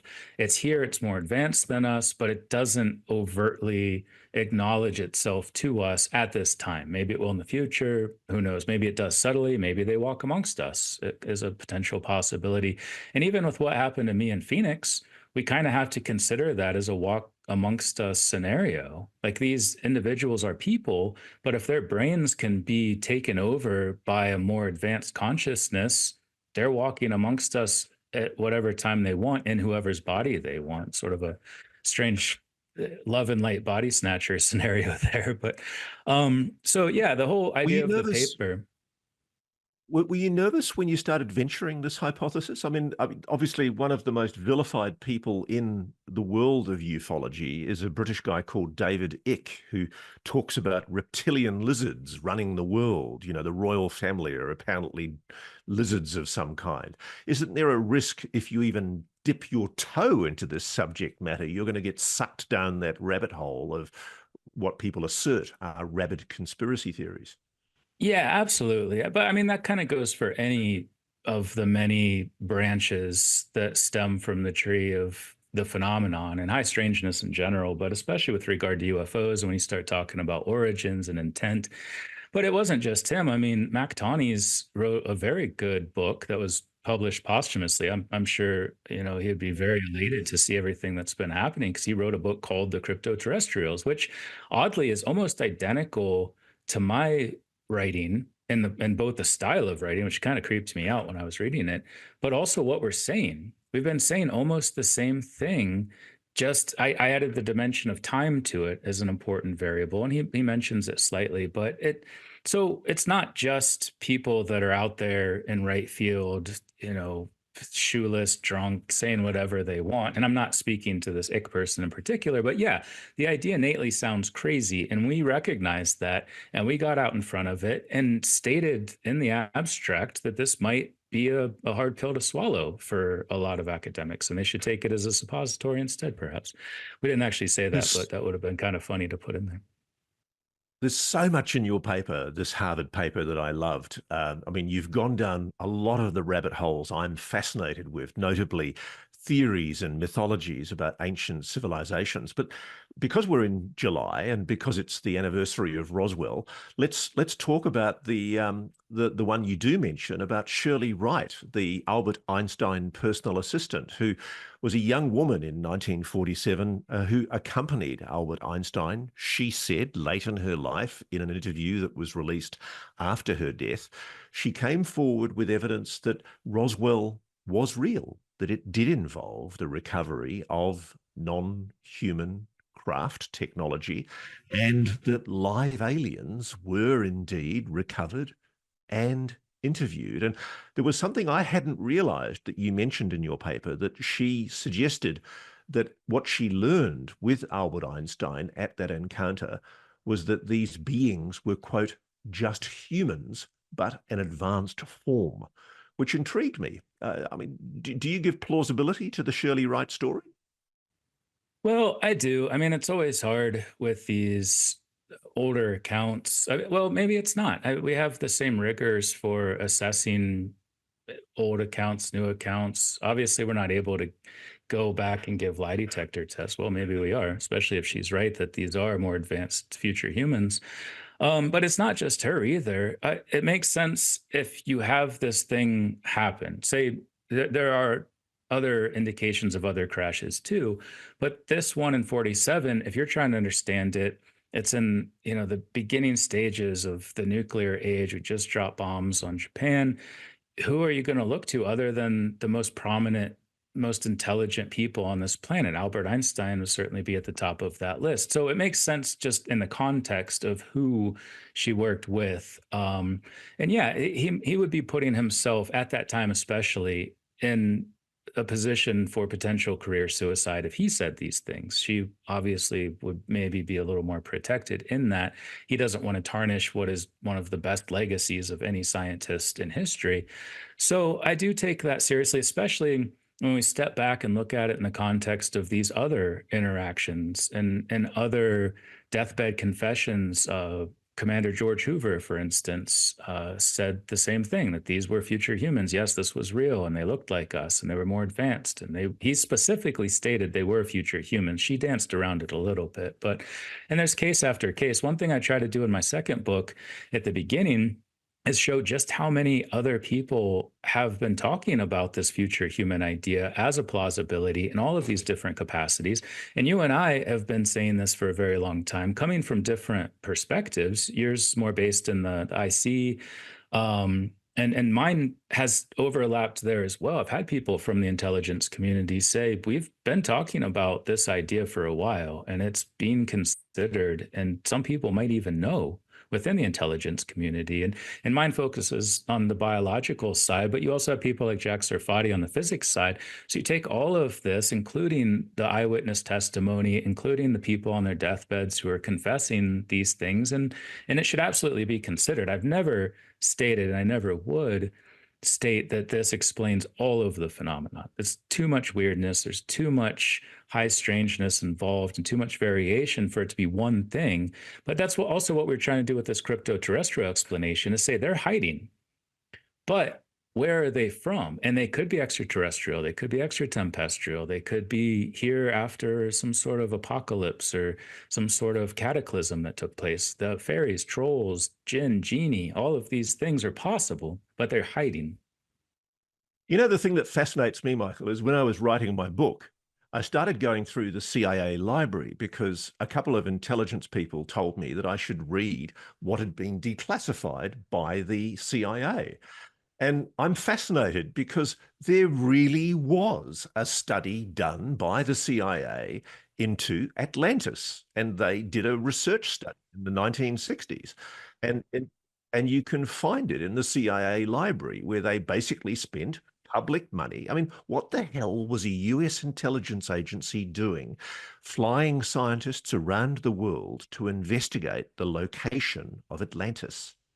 And there's also, I mean, I've spoken to other people who are involved in Egyptology research, and they tell me that the CIA was very extensively involved in researching the pyramids, and the suggestion that a large part of the ancient monuments of what is today modern Egypt cannot be explained by the known civilizations that have lived there, and that there may indeed be some precursor civilization. And this is where I got really excited when I was reading your paper, because it's essentially a conglomeration of all of the things I've been reading about over many, many years, the unexplained ancient civilizations on this planet.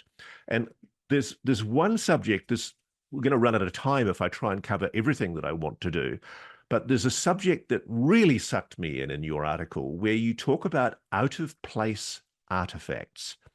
And I'd never heard this before, but you mention how at the Kalambo Falls in Zambia, researchers discovered two pieces of wood clearly designed, shaped to interlock, that dated to 500,000 years ago.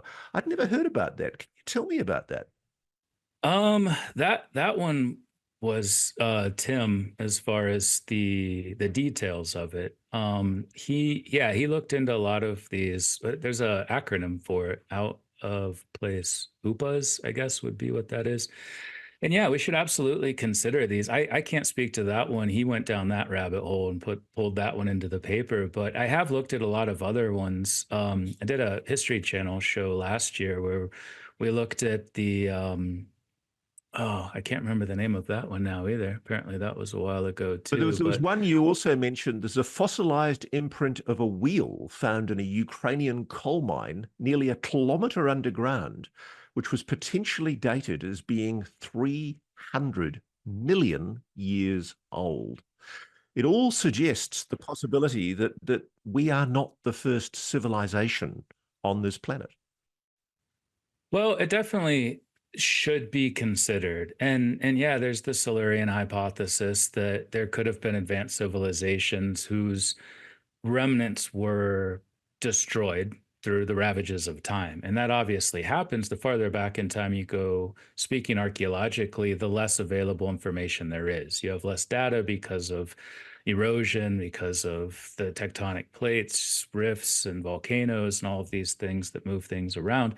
We also have to be cautious of that, again, putting on my science hat, because it can confuse dates too. You can have something that is relatively recent that gets washed into a stratigraphic layer that dates to a time that's much older. So, with that caveat in mind, it doesn't explain all of these. Some of them can be very uh, accurately dated. So, we should take those into account, especially when they're found in association with other things that help legitimize the provenience of them, how they fit with other artifacts at that time period, with the culture that may have made them. And yeah, there we would expect if there are advanced civilizations that existed in our deep past that were wiped out for the most part in this Silurian hypothesis kind of way, that some do make it through. And that we find the remnants of those, and it may be an indication of some past civilization that could have existed, and maybe even in the context of Atlantis and the lore. And that's another thing I try to do in my second book too, is show that it's not just one thing. It's not just what we find. It's the whole suite of characteristics that make it through history and prehistory, the stories, the cave paintings, the oral legends, the myths that grow up around specific things. We can learn a lot from those. And when trying to understand the past, especially understanding the past in the context of high strangeness and the phenomenon, we should absolutely be looking at all of those. And that's largely what we were trying to do in this paper, is say there's a lot of strange things in the past. There's a lot of potential origins for these advanced visitors, but let's be open minded to the possibility of some of these and take it seriously and have a discussion. And in the title of the paper, we had openness to scientific discussion about these. And it's seemingly been doing that. And it's been great to see. And the conversations that have grown out of this, just speaking anecdotally from my experience, have been fundamentally different than they even were 5 years ago in talking about this stuff. People are taking it seriously. I think a lot of people are ready to kind of move past the cockpit videos and start talking about the origins and intent of these visitors. The thing I find fascinating is a lot of the best work on this is being done out of the mainstream.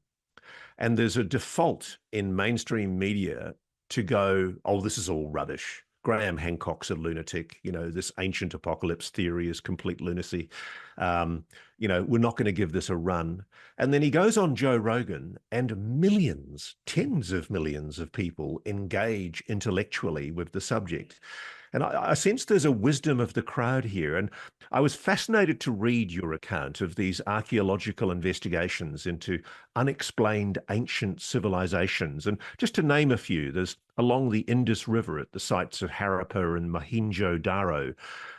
There's lost to history for years, a civilization detected there with script and language that to this day is indecipherable. A whole civilization that's clearly not part of known Indian civilization that predates that civilization. And we've just got no explanation for it. Then there's Göbekli Tepe, which is at least 11,000 years old in Turkey, humanity's oldest monumental structures, the world's first temple, and we don't even know who built that. And just running through very quickly, because I loved some of the examples you use in your paper. The 2007 discovery of a Stonehenge-like structure in Lake Michigan that's thought to be at least 10,000 years old. I didn't know this tidbit, but apparently there's an image of a mastodon, a large beast that roamed North America in the Pleistocene era 11,700 years ago, which implies there was some kind of civilization building monuments in America 11,700 years ago. And yet we don't know who these people were.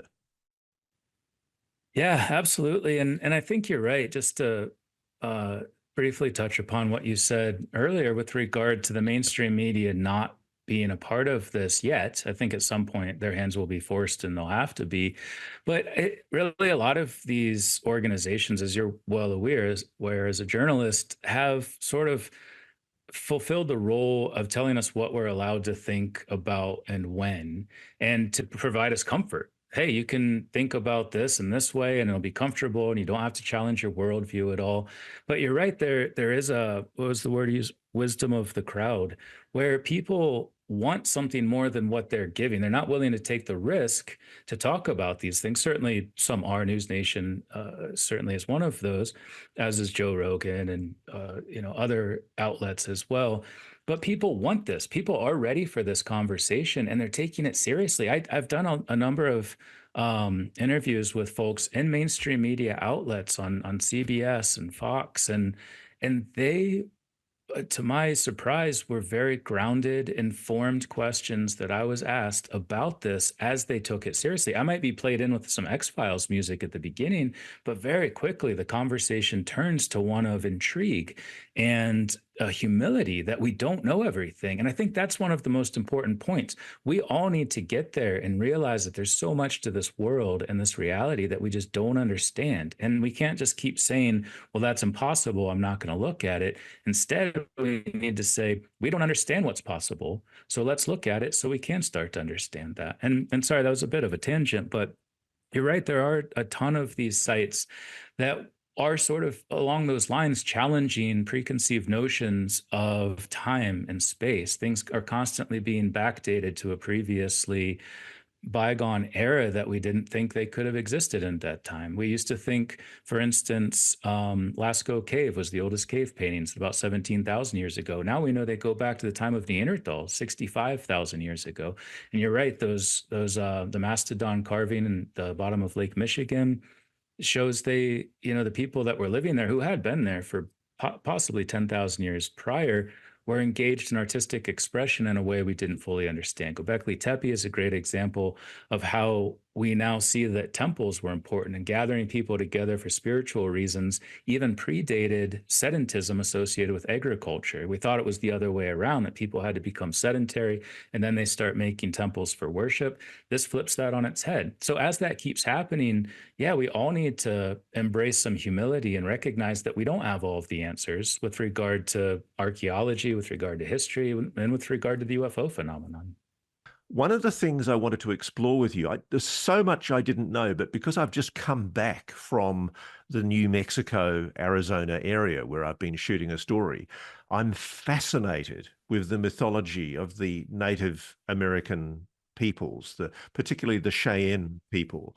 And one of the things I didn't know was that you give credibility in your paper to the flood narrative that's part of an oral history across many cultures. The idea of a great flood that destroyed civilizations many, many thousands of years ago. It's in Sumerian, ancient Israelite, Greek, Indian, and to my surprise and shock, Cheyenne Native American oral history. Just explain that. I mean, how on earth would an indigenous people in North America possibly have known about a great flood on the other side of the world? Yeah, well, that's a really great question. And I guess in my mind, I wonder if they were all concurrent.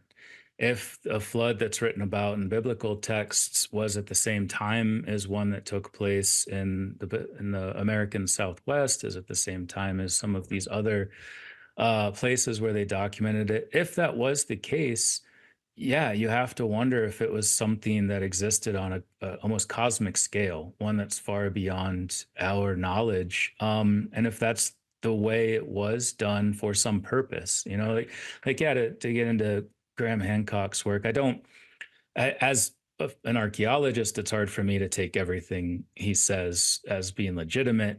I highly critical actually of a lot of what he says, but when it comes to this question of resets, when it comes to this question of these apocalyptic scenarios where a lot of people die and there's a rebuilding, it seems to make sense, and there are things that are written about and described in oral tradition that would indicate that maybe there is some validity to that and it should be taken seriously.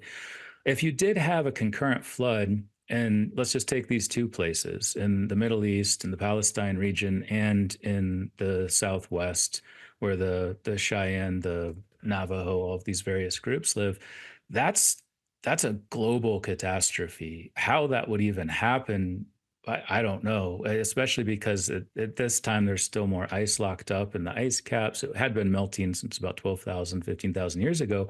So yeah, it's interesting to think about the logistics of that. But these sort of cataclysms, these resets, I think, we should take that seriously. There are accounts in many biblical texts that it seems almost like we're on the precipice of one now. You mentioned earlier in this conversation that this part of this future human hypothesis gives you some sense of comfort because humanity does survive whatever's coming. And I think anyone who pays attention to the testimony of experiencers, that is a very common theme throughout everything, is that there's something coming. There's something coming. Is it a shift in consciousness? Is it an actual physical cataclysm, an apocalyptic scenario? It's hard to say, but we should maybe be taking that seriously and focusing on these things that exist in history because we might be on the precipice of one ourselves. You are interesting to me because you're an objective, disciplined scientist, but you've also had that twigging of your consciousness, that ontological shock posed by what appears to have been some kind of paranormal experience where something, perhaps a non-human intelligence of some kind, has engaged, you believe, telepathically with you, perhaps to twig your consciousness, to keep you doing your work. First question, do you think it's benevolent, whatever it is? Yeah, I mean, that gets into a whole messy area of ethics and morals. And, as we do nice things to our dog at the vet, does it see us as evil creatures who are taking it to be probed and prodded? Um, the interactions I have had with this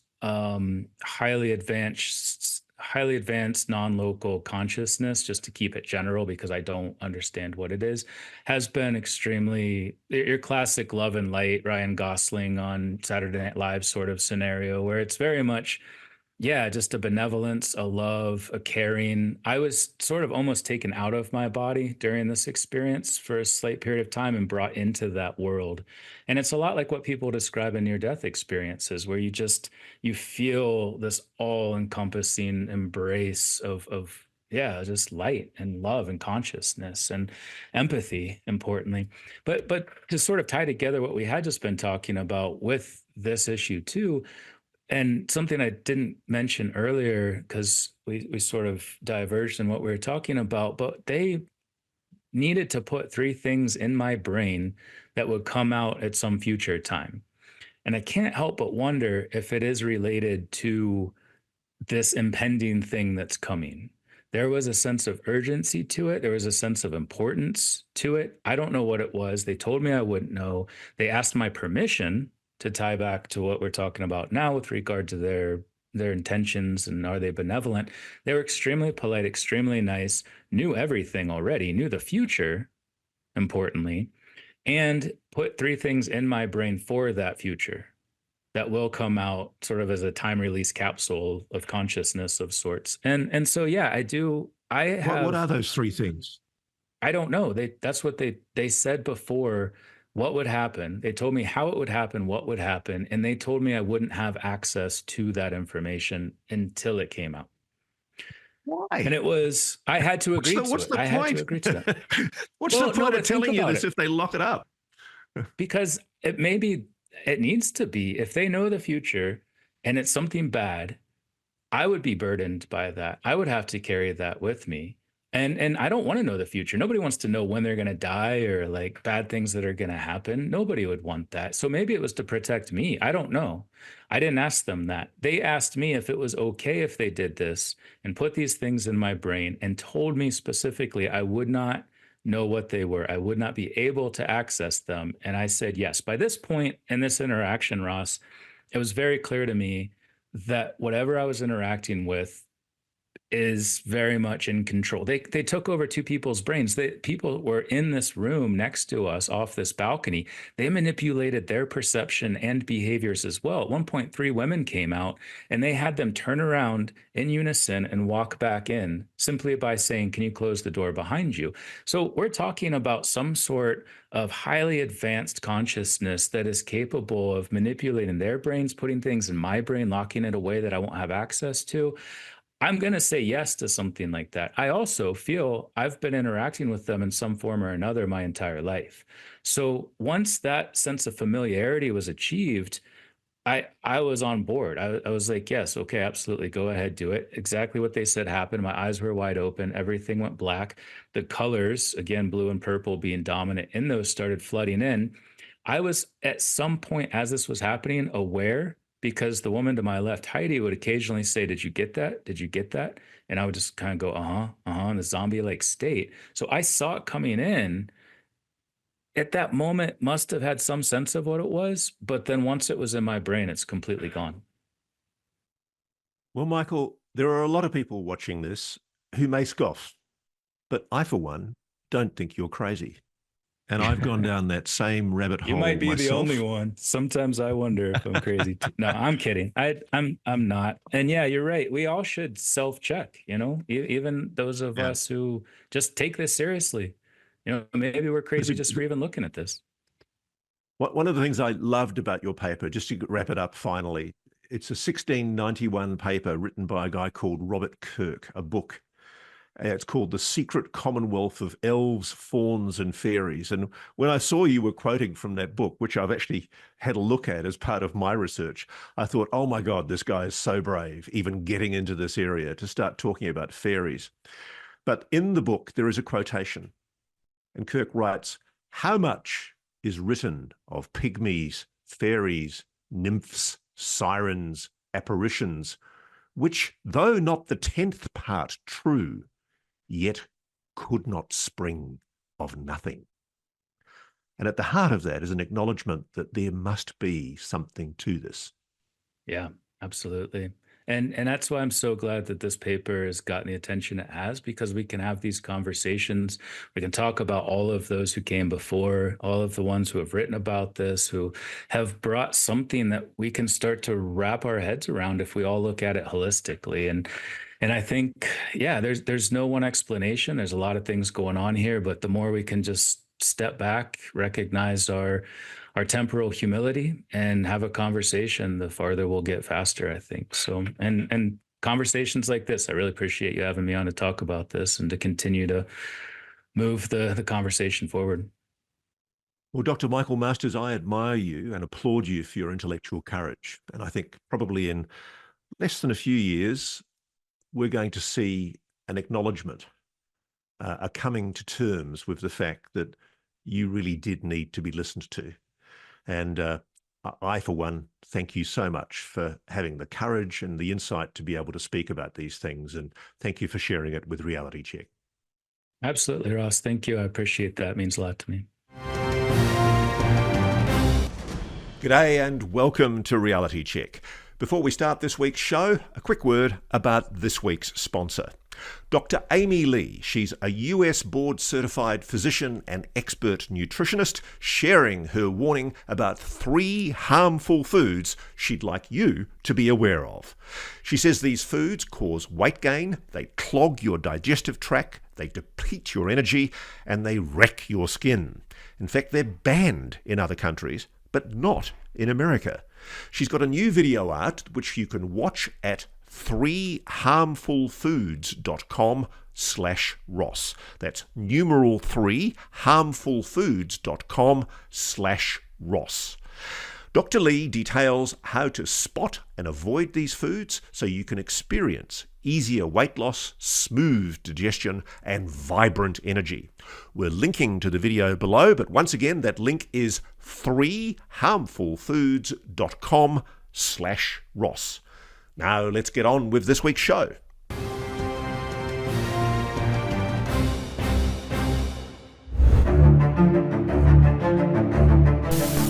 Nothing nefarious apparently. Government knows what is happening. Our military knows and our president knows. And for some reason, they want to keep people in suspense. It's been too long where there have been no answers.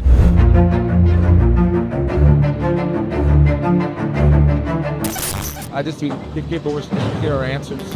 Obviously, that's not satisfying a lot of people.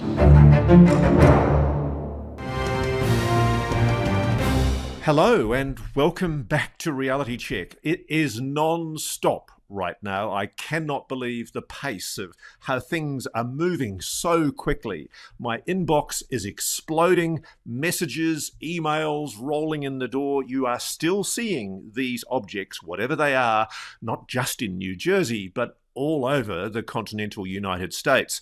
And of course, since we last spoke, there's been even more dramatic revelations of even Wright-Patterson Air Force Base, one of the holy grails of UFO mystery, being shut down for inexplicable reasons by drones. This really does put the lie, frankly, to the assertions that this is some kind of mass hysteria. One of the biggest mistakes that the White House made when their National Security spokesman Jake Sullivan last week suggested that a lot of these sightings, or I think he used the word some to be fair, there was essentially the inference that what lay behind this was delusion by a large number of people, that at least some of them were deluding themselves, thinking that they were seeing drones when in fact what they were conventional aircraft.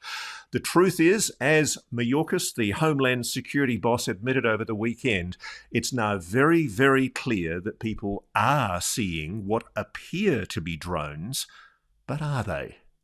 That's the big question. And to help me in this, we're bringing in a great friend of the show and one of the leaders of this whole issue, Lou Elizondo. Lou, welcome back to Reality Check. Tell us, sir, what on earth is going on? Well, thank you, Ross, and it's always a privilege to be with you and your audience. Thank you so much for doing what you're doing and highlighting this important topic. The bottom line, we've been saying for years now that we do not have complete awareness of what's in our skies. In fact, it was part of my resignation memo to then Secretary of Defense Jim Mattis. And despite the if you will, the counter remarks of the Pentagon saying, no, we do, what happens, let me remind you and your audience just what happened last year when we started looking for these UAP and recalibrating our radar systems. We start finding Chinese spy balloons wafting over unchallenged over northern continental United States. And step back even 4 years before that, there was an eerily similar situation in Colorado and Nebraska where drones were being recorded, photographed, and even videoed by local law enforcement. FBI was called out, and they have no idea to this day the origins or where the things were going to or who was behind operating these quote-unquote drones. Now, what I will say, it was very interesting with some of these drones, Ross, is that some of them are being reported without the normal techno signatures, if you will, of what a drone should be and should sound like. So there's two types of drones we have, fixed wing and rotary wing, and some of these don't seem to be following any of those patterns. So can I just pin you down on that for a moment, Lou? Yeah. There's a thing that you've termed the 5 observables. Are any of these objects, and I'm going to use that neutral term, are any of these objects that are being reported over military bases, over crowded civilian areas, not only on the East Coast, but across the entire US and the UK and other countries, are these objects showing signs of what you would call the 5 observables? Yeah, Ross, in some cases, yeah. Some people reporting these things have the ability, first of all, they're moving silently in some cases over major urban area and populated areas. Two, there seems to be some perhaps transmedium characteristics. Some reports have these things coming out of the water and then zipping away very, very fast. What we refer to as instantaneous acceleration.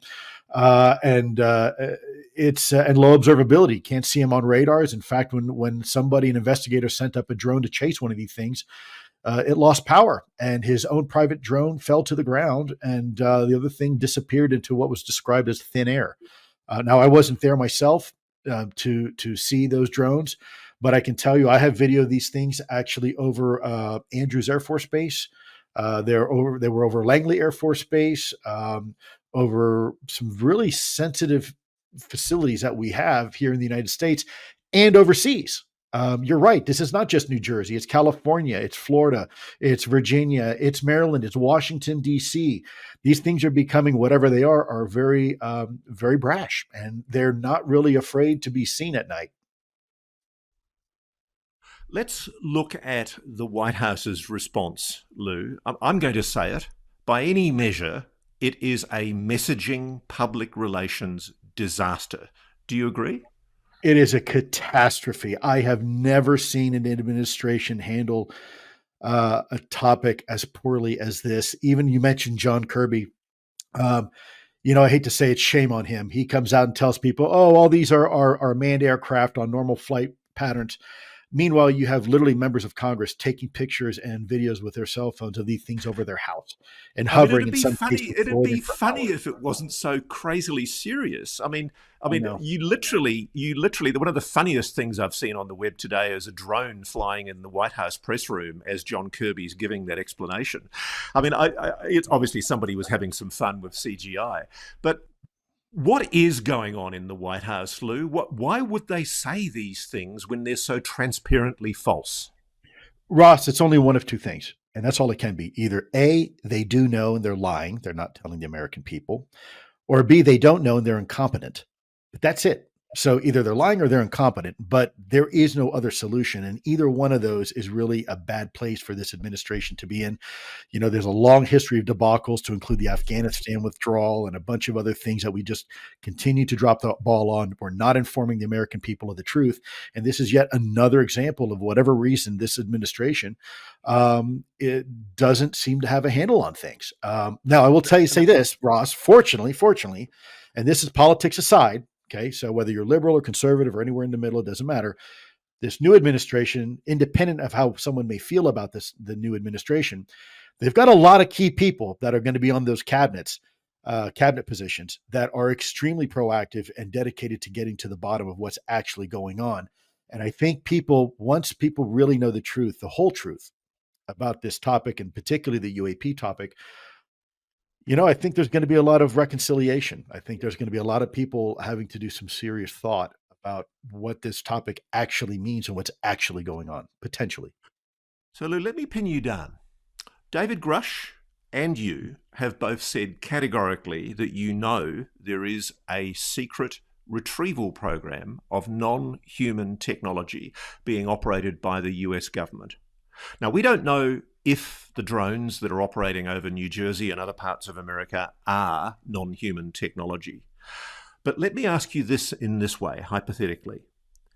Whatever those objects are, do you believe that the reluctance of the White House to tell what it fully knows about this subject matter has to do with the secrecy surrounding the retrieval program? It's quite possible. I see two scenarios. I see either A, these are all U.S. made drones, meaning they're our technology, and we have a significant threat issue on our hands, meaning there's somehow, weapons of mass destruction may be loose here in continental United States, and they're flying these drones at night with sniffer drones, trying to figure out if we can detect this threat if it exists. Can I devil's advocate on that one, though? Yeah, please do, because we'll talk about the alternative in a minute.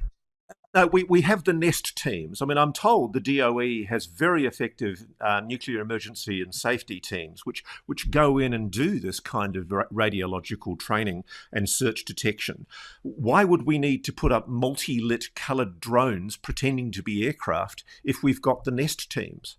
No, that's a really good point. And they've also, why are they breaking protocol by operating only at night? And why are they breaking protocol by not coordinating with state and local tribal authorities as they should be, and other federal agencies like FAA? Why are they not using a transponder? Why are they not listed on flight aware apps that you can have on your mobile phone to track everything in the sky? Why aren't they listing their flight paths with the FAA if they're commercial type drones or military drones?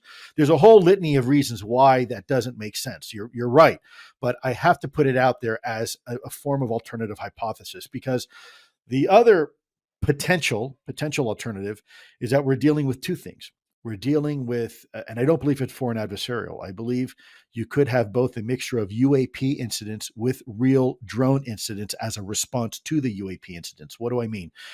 There's two sides of this coin. So in the old days, if there was some sort of UFO or UAP incident near a critical installation, we'd have to wake up a pilot, you'd get into a helicopter, start up the helicopter and fly. And you can only cover so much space with a single aircraft. Now we have drones. And so what we can do is have prearranged coordinated areas in sectors or zones, if you will, and have the entire area geofenced. So if something breaks that perimeter, these things are automatically deployed, and they're going to whatever area they're supposed to go and just start doing racetrack reconnaissance. And that could potentially explain why some people are reporting SUV size and larger craft where the lights, the strobe lights, are not consistent with any type of navigational lights that we have or anti-collision lights that we have for aircraft. They are luminous. They potentially are maybe displaying some of the observables that we have at the Pentagon regarding UAP. And what you're seeing in response is two groups of people. One group of people that are reporting UAP incidents, while another group of people are reporting the drone response by the U.S. government to look into these incidents, right? So they're hearing the sounds of the roaring propellers, and they see the navigation lights, and yeah, that's a government quadcopter going out to try to find these things. That's a possibility, or it could be something even potentially more nefarious, which I've never spoken about publicly because I think it's a bit of a reach. But we used to have a term called seeding. And so if we were testing a supersonic aircraft, test aircraft we didn't want anybody to know about, and it crashed, we would go with a retrieval team, try to pick it all up as a government. And then in case we missed anything, we'd throw a bunch of parts of like a 1984 Cadillac alternator and parts of a Cessna and just make it really confusing. So if you picked up something, you didn't know exactly what it went to and what it was for. This potentially, if you really wanted to confuse Americans, what you could do is every time there was a major UAP incident, send up a whole bunch of drones in the area. And then people will start recording drones and pictures and say, oh, that was a drone that you saw. You could do that, right? Part of denial and deception campaign. And it's very much like seeding, right? You start throwing a bunch of stuff of trash in the sky and people start saying, oh, that wasn't a UAP. That was a quadcopter or something to that effect. That is also another possibility. I think that one's that's a bit of a stretch because that would take a huge coordinated effort. And I think too many people in the know would probably come out and probably blow the whistle on that if I had to guess. Lou, let's go through the possibilities, because you've given us a bit of a summary there that really raises a whole lot of new ideas. The government has said categorically through Sabrina, the Pentagon spokeswoman, last Thursday, that this is not foreign adversaries, and that was reinforced, I think, by Chuck Schumer on the weekend. It's not. The infrastructure required would be obscene. You're talking over the horizon, beyond line of sight, coordination of telemetry data and maneuvering these things. You're talking about having to launch these things, having to recover these things. These things are loitering for 5 hours plus, sometimes traveling potentially tens, if not hundreds of miles. The infrastructure required to do that would be such a large footprint that there's no way any foreign adversary would be able to get away with that. Okay, so then the next thing the Pentagon spokeswoman said was these are not US military drones. And it was interesting because the reporter's question actually asked about whether these were American drones, and she answered, these are not US military drones. Because during what we call national security events, agencies in the US government can borrow equipment from other agencies and organizations. So you might have a military drone being used on Tuesday, but it gets loaned over to the Department of Energy on Wednesday, and it is no longer a military drone. It is now a Department of Energy drone. Okay, but I've bled my sources dry the last few days, Lou, and I bet you have, Ross. I'm pretty sure that, I mean, I know the FBI say it's not theirs, Homeland Security say it's not theirs, and more importantly, the Department of Energy say it's not theirs. We're running out of available agencies. I mean, there's another implication that lies behind this that worries me. Could this be a rogue element of the state? That would be very problematic. That is, so I shudder at the thought of that, because you're now on very dangerous territory regarding organizations taking unilateral and autonomous control of things in our government, which, from my perspective, that equates to a coup d'etat, right? So that this is really, this would be if this happened, if this is actually what's happening, and there is elements of the rogue state doing this, then, my friend, we've got bigger problems on our hands than drones. And I admit, just to allay people's concerns, at the moment, it's only a possible scenario. But I mean, I'm wrestling with trying to find an explanation that doesn't include either a rogue US government actor from somewhere within the government that's doing the wrong thing without the knowledge of the White House, without the knowledge of the Joint Chiefs. Because I thought what was very important on the weekend was the Joint Chiefs, like the bosses in the Pentagon, came out and said categorically, this is not us. This is not defense, period. That was a very definitive statement.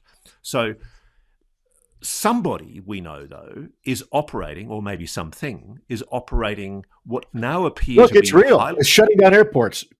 Ross, we're beyond that with that part of the discussion, right? Where people saying, well, are these things really happening? It's happening. It is a bona fide fact. The evidence is overwhelming. It is real, whatever these are. It's absolutely real. Right. And so if it's not foreign adversary rivals, if it's not the US military, the only possibilities that remain, tell me if you disagree, are rogue government actors or rogue non-government actors, somebody with the resources to be able to build such advanced technology and deploy it with apparent impunity over the United States and many, many other countries. Or the third option is it's non-human. I mean, you said it yourself. Look, there's only so many options, and eventually you run out of options. And like they always say, look, no matter, like Sherlock Holmes used to say, it doesn't matter how implausible something is. When you have exhausted all the other what ifs of potentials, what it could be, then you're only left with something behind, and that has to be the answer. So, it's at a minimum, this is showing shockingly embarrassing for our government, showing how ill prepared we are to handle even something as simple as drones, if they are drones. Now, if this is a cover story for something far more profound, then they need to level with the American people. The problem right now is that anything the administration says, nobody believes anymore. So they could actually come out with the truth, and I doubt anybody would believe them. Now, nothing that I'm saying here is in any way an endorsement for the incoming president-elect's administration. It's a simple acknowledgement of the facts. It does look like, as you've said earlier, he's appointing people who are avowedly pro-transparency on the UAP issue. Oh, yes. Oh, yes. And by the way, this new administration has not been shy at all. Been telling people from the beginning they want to drain the swamp and that they want to go ahead and add truth and transparency to our government. Creating something called DOGE, right? The Department of the government's efficiency office, right? Department of Government Efficiency. So they're taking bold steps to fulfill a promise that administration had made previously during an administration prior to this one that we're in now. And I suspect that they are getting very serious about it. Several of the people that have been appointed to cabinet positions, I'm not going to say who, I am personally aware of their interest into leveling with the American public about what's going on, whatever that may be, that narrative. They're interested and committed to doing that. And I think that we're having more and more of our men and women in uniform feeling more and more emboldened to tell the truth because they see what's happening right now. They see that maybe society is more prepared for the real truth than even the government is, right? And so maybe now is the time to come forward. If anybody out there is listening who's been part of these legacy programs, because we know who some of you are. Probably great if you came out and had a conversation with the American people because you have an opportunity to be a hero here if you're willing to speak truth to power. Let's give the best possible spin to what's going on in the White House, Lou. Let's assume that, yes, there's been a secret kept for 70, 80 years that there's a retrieval program involving non-human technology. What, hypothetically, could a president be being told that would persuade them that it's a good idea to continue lying to the American public about that? Because at the moment, we have a situation where Dr. John Kozlowski, who may or may not know directly himself, has told the Congress, not under oath, mind you, but he's told the Congress in public hearing that there is no evidence of extraterrestrial engagement with planet Earth. Yes. Well, I think every member of the executive branch, when going before Congress, should swear, under oath. That's part of the problem. I did it. So did Grush and others, Mike Gold and Schellenberger and Admiral Gallaudet. So should these bureaucrats as well. I think there are several aspects to this that could be cause a great deal of social angst and anxiety internationally. It is potentially destabilizing information that is potentially considered threatening. It's no different than when Galileo historically proposed a heliocentric model of our solar system, and the church found that information so dangerous that they were willing to put him at the stake, burn him at the stake for it. And we say, well, that was hundreds of years ago. Look back in the late 40s when we discovered the Dead Sea Scrolls. It was nearly 20 years before scientists started releasing the translations of the Dead Sea Scrolls out of fear that they were going to disrupt the current understanding of the Judeo-Christian belief system. So knowledge can be disruptive, and especially when you are in power, whether it's a religion or an organization, institution, academia, science, or government. You don't want to be perceived as not having the right answer. And this is certainly a topic where we are information low density. This is an environment where not everybody's being provided information, and so people in that vacuum will fill that void with whatever they know or they think. And this is the problem that this administration has on its hands right now because they're not being forthcoming and they don't have a handle on things. The sky's the limit on speculation. I have my own opinion what this possibly could be. I'm going to hold that opinion until we get more data.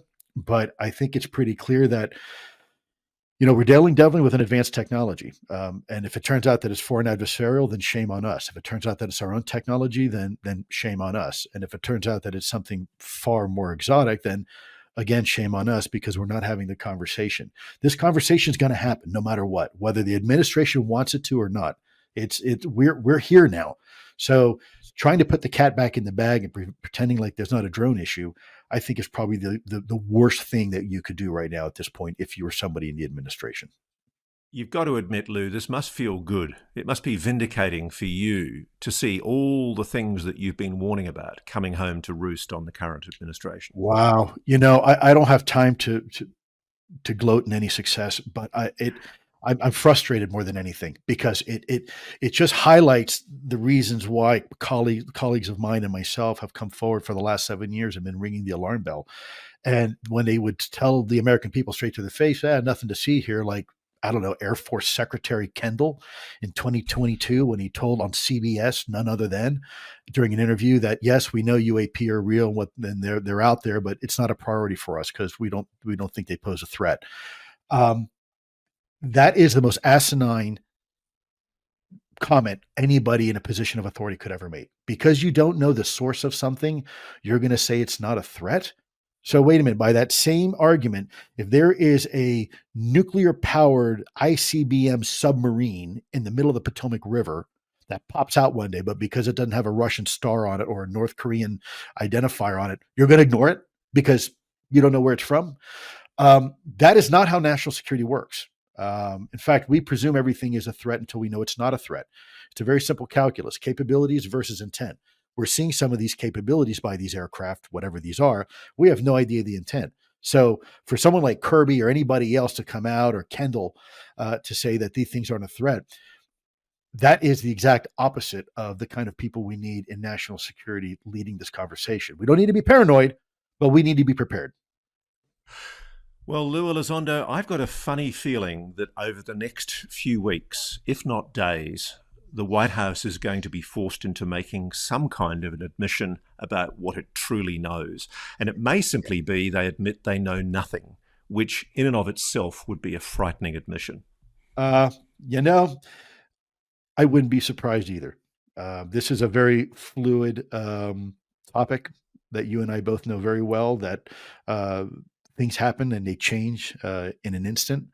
I would just simply say that, I would encourage you and your colleagues in the media to continue to pursue this topic, because I think you're going to find that whatever this winds up being could wind up being something truly paradigm changing in the way we look at things from a national security perspective. Now you've got me excited. Lou Elizondo, thanks for joining Reality Check. We'll speak to you again soon. My honor, privilege. Thank you as always. Okay, so now I want to bring in Ben Hansen, who's a former FBI agent and UFO investigator. But before I do, I just want to set the scene for the interview, because Ben's been on the ground in Connecticut since Wednesday last week through to Saturday last weekend. And he's seen on the ground what the local police are seeing. But before he tells us what the local police are telling us they're seeing, and what Ben's seeing, I want to tell you what the White House says they're seeing from the lofty heights of the White House. And Admiral John Kirby, the national security spokesman for President Joe Biden, has basically said this morning, this is lawful, legal, commercial, hobbyist, and even law enforcement aircraft activity. Some manned, some unmanned. We acknowledge that a lot of these are probably drones, but they're flying legally. And it is legal to fly drones in non-restricted airspace. Now, Ben, I think I know the answer to what John Kirby says. I think that answer, I'm sorry, it's disingenuous, because it's not representing what we know to be the case, which is that there are confirmed sightings from the base commander of the Picatinny Arsenal in New Jersey, and also from the Earl Weapons Base, the Naval Weapons Base, of multiple sightings of drone objects, or objects that appear to be drones, over these highly sensitive military facilities that are, without any shadow of a doubt, restricted airspace. What do you say to that, Ben? And welcome to the show. Thanks, Ross. Well, I'd have to agree with you. I think that is either speaking in a completely uninformed or from an uninformed position, or disingenuous completely. If anybody would spend a couple of hours reading over the different reports and seeing the headlines. In fact, just 20 minutes ago, my family was texting me. They live in Utah near Hill Air Force Base. Hill Air Force Base just confirmed over the past few days they've had a few drone sightings near the base. Said it hasn't impacted so far shutting down the base, but it's concerning. They're working with federal authorities to figure out what's going on. As you know, most hobbyist drones and those that want to take off near any airport, there's built-in safeguard measures for most of the off-the-shelf stuff that don't allow you to do that without overriding it and having some skill. They are violating the law. If these are known craft, let's say that they're either hobbyists or commercial, they have to have specific waivers to do this sort of thing, which means that the FAA is aware of them and they've been authorized to do so. Yet you have the FAA telling us and other federal agencies they have no clue who they are, where they're coming from. So somebody's either violating the law, they are violating laws despite what's being said, or it is authorized military activity and not being transparent with us. Well, what do you think? I mean, you've been on the ground there. Are you seeing any evidence that this is authorized military activity? I would have thought that the Defense Department would not flat out lie, Because as my understanding is the case, the Defense Department said definitively on the record last Thursday through Sabrina, the Pentagon spokeswoman, that the drones being seen in the sky are not US military drones. Categorical statement. Is it possible that there's some kind of secret military operation going on that the White House doesn't want to know about? Want us to know about? I guess it's possible. My gut feeling, and based on from what I'm hearing the buzz, and from others that have spoken to me or asked questions and asked for my consultation, I believe that if this was our military, you've heard, for example, the idea that maybe they're bomb sniffing, that there's a WMD somewhere and they're trying to search it out. Having worked for the federal government, I'm not speaking on knowledge of this particular case, but that interagency interoperability, the communications, the JTTF, the Joint Terrorism Task Force, all those that work on this sort of thing would be involved. I don't see a world where your federal agencies are not going to know if it is that serious and that type of emergency, where there's either going to be a special ops or there's going to be some sort of massive testing of some sort. You're going to notify your federal agencies, especially within the DoD. If your own air bases have to shut down because they can't control that restricted airspace, I would say that's a very low possibility that these are ours. So what is it?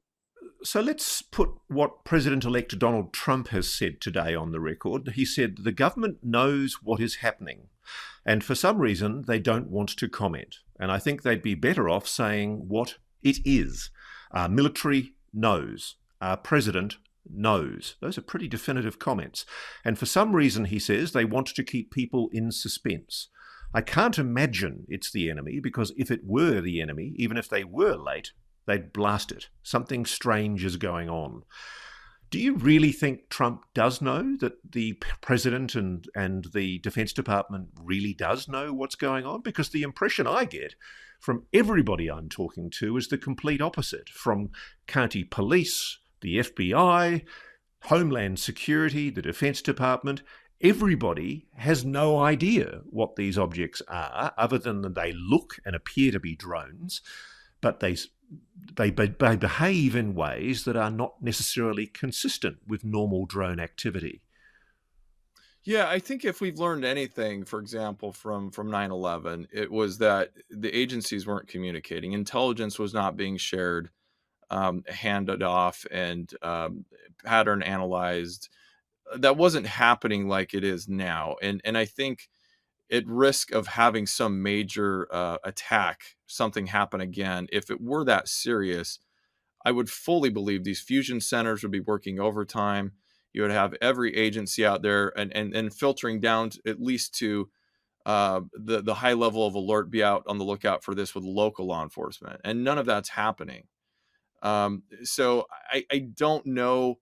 It's so easy to say that the government knows, because like you said, everything I'm seeing is the reaction of like a knee-jerk reaction of, we don't want to appear panicked, and so we're going to put out the message that, hey, there's no national security threat here, but yet we can't control our airspace and we have to shut down our air bases for a few hours. But frankly, that makes the White House's comments that everything that's happening with these drones is perfectly legal nonsensical. It actually makes them look ridiculous, doesn't it? It does. And if you have a sec, I can walk you through some of these regs, because a lot of people don't really understand. I'm a Part 107 FAA drone pilot, or they call it small UAS. I've been licensed ever since about 2010 or 11, when they first started issuing licenses. And I'm an airplane, seaplane pilot of fixed wing aircraft. So I'm very well familiar with airspaces, and I was one of the first to obtain a legal waiver to fly at night. Now, it's not necessary under certain conditions. So in fact, this morning I spoke to an attorney who specializes in drone litigation and laws. So if you were to take a look, let's say that even half of this is true with these confirmed sightings, somebody who has not obtained the proper waivers, okay, they're called COAs, COA. If you have not obtained that proper COA in the United States, there's hefty fines. 75,000, I think, was the number. It's not uncommon. You could face jail and prison sentences. They've recently arrested some people just now for this. You have the first one, flying at night. You can do so now without a specific waiver, but you have to have anti-collision lights, okay, that are seen for 3 miles. A lot of these are seen now with the lights off. You have to stay below 400 feet unless you have a waiver. A lot of these are seen way up there and coming back down and doing all sorts of maneuvers. You have to fly within line of sight, meaning the controller of the craft has to have maintained visual sight of their drone. You can't be flying for miles away. And the amount of distance these things are covering in some of these cases, I think, eliminates that. Somebody's flying out of line of sight. What else? A drone more than 55 pounds is considered a heavy lift, and you have to have that not only registered specifically with the FAA, but have a waiver to fly it. You can't fly directly over people who are not involved unless you have a waiver and parachutes and all sorts of things. So take one of these cases where people are zoomed in and you're seeing something the size of an SUV. It looks like, the swept back wings, not a typical quadricopter. It's swept back wings that convert and come forward, and then they can come down for vertical thrust, but they convert basically into a horizontal lift airplane. These things, at minimum, hundreds of thousands of dollars, if not millions, for each one of these things of that size. And I can only see military having the ability and the resources to create something like either ours or a foreign adversary. So there's your problem. If it's not done by waiver, if it's not a commercial hobbyist who has a waiver, then the FAA knows about it. So does a drone that size have to display any kind of transponder ID? So when we get into transponders too, to kind of water this down for people who aren't, into this world, a transponder, when we say that word, is typically for a manned aircraft. And what that does is broadcast a squawk code, we call it. It's a several digit code so that air traffic control can identify it on their radar. It also typically gives the altitude and the speed and direction of that aircraft. Now, when a couple years ago, it's been several years now, they found that we want more information than just the basic telemetry. We'd also like to know the identification of where this craft is going to and from. We'd like to use GPS to help get it more precise location. And so they came out with ADSB. And basically that's a broadcasting, and it's also a transmitter, but every craft within most airspaces is required to have this on. Okay, there are exceptions. $99 question. Do any of these drones have ADSB? What I'm hearing right now, no. And you can get on a website such as Flight Radar or ADSB Exchange. You can pull these up. Now, the third thing that drones use what's called remote ID. Now, remote ID, it's a different system than ADSB, but that became compliant as of a year or so ago, where new drones have to be broadcasting this remote ID. You can pull up an app, or you can buy the hardware, and you can actually put up a receiver and see any supposed drone in compliance that's broadcasting this. And from what I've heard, and forgive me for interrupting, Ben, but sure, if it's a legal requirement for a drone to display ADSB, especially something the size of a car or a large SUV, which is what the police and military are reporting, is it a breach of the laws? Is it a criminal offence to fly such a drone over public land or open civilian areas, or worse still, restricted airspace, that would put them in breach of FAA regulations? Yes and no. So again, the hobbyist drones and things are broadcasting what they call remote ID. Not to conflate the two, but the ADSB would go on the larger craft. For example, I've pulled up some where they're testing a contract for a drone for the military future use or whatever. And they are broadcasting ADSB. But all the hobbyists and those are using the remote ID. And yes, to answer your question, if you're flying in most of the metropolitan, most of the areas where there's controlled airspace, they are required to broadcast the remote ID. If they're Okay, so not just doing it, I they're in don't want to violation. get our audience confused. So let me just summarize this. There are multiple reasons why what is being seen in the sky by police, military, and civilian observers is demonstrably a law breach. It's unlawful for those craft to be being flown without the prerequisites that stipulate in the FAA regulations. That's precisely what I'm saying. If you look at where some of these have been seen, they would have to not only broadcast and comply with the regs or have waivers. And what happens if you have a waiver? Then the official system knows about it. The FAA Okay, so knows about it. help this bear with a very small brain here, Ben. Why on earth would the national security spokesperson for the White House put out such a misleading statement as to assert this activity is lawful, legal, commercial, hobbyist, and even law enforcement aircraft activity? They're flying legally, he says. Well, that's a broad statement to make. That's like saying, like I've spoken to everybody in the country about their opinion on toilet paper, and I know they all like this toilet paper, right? How do you know what everybody likes? You can't come out and say that every drone has been lawfully flown. That's too broad of a statement, because I think he's either speaking purely uninformed and they had to hurry and get a press release out to calm people, or they are covering something up. I just don't understand how you could say that, because from a law enforcement perspective, there's a lot they could do if they could find and catch them.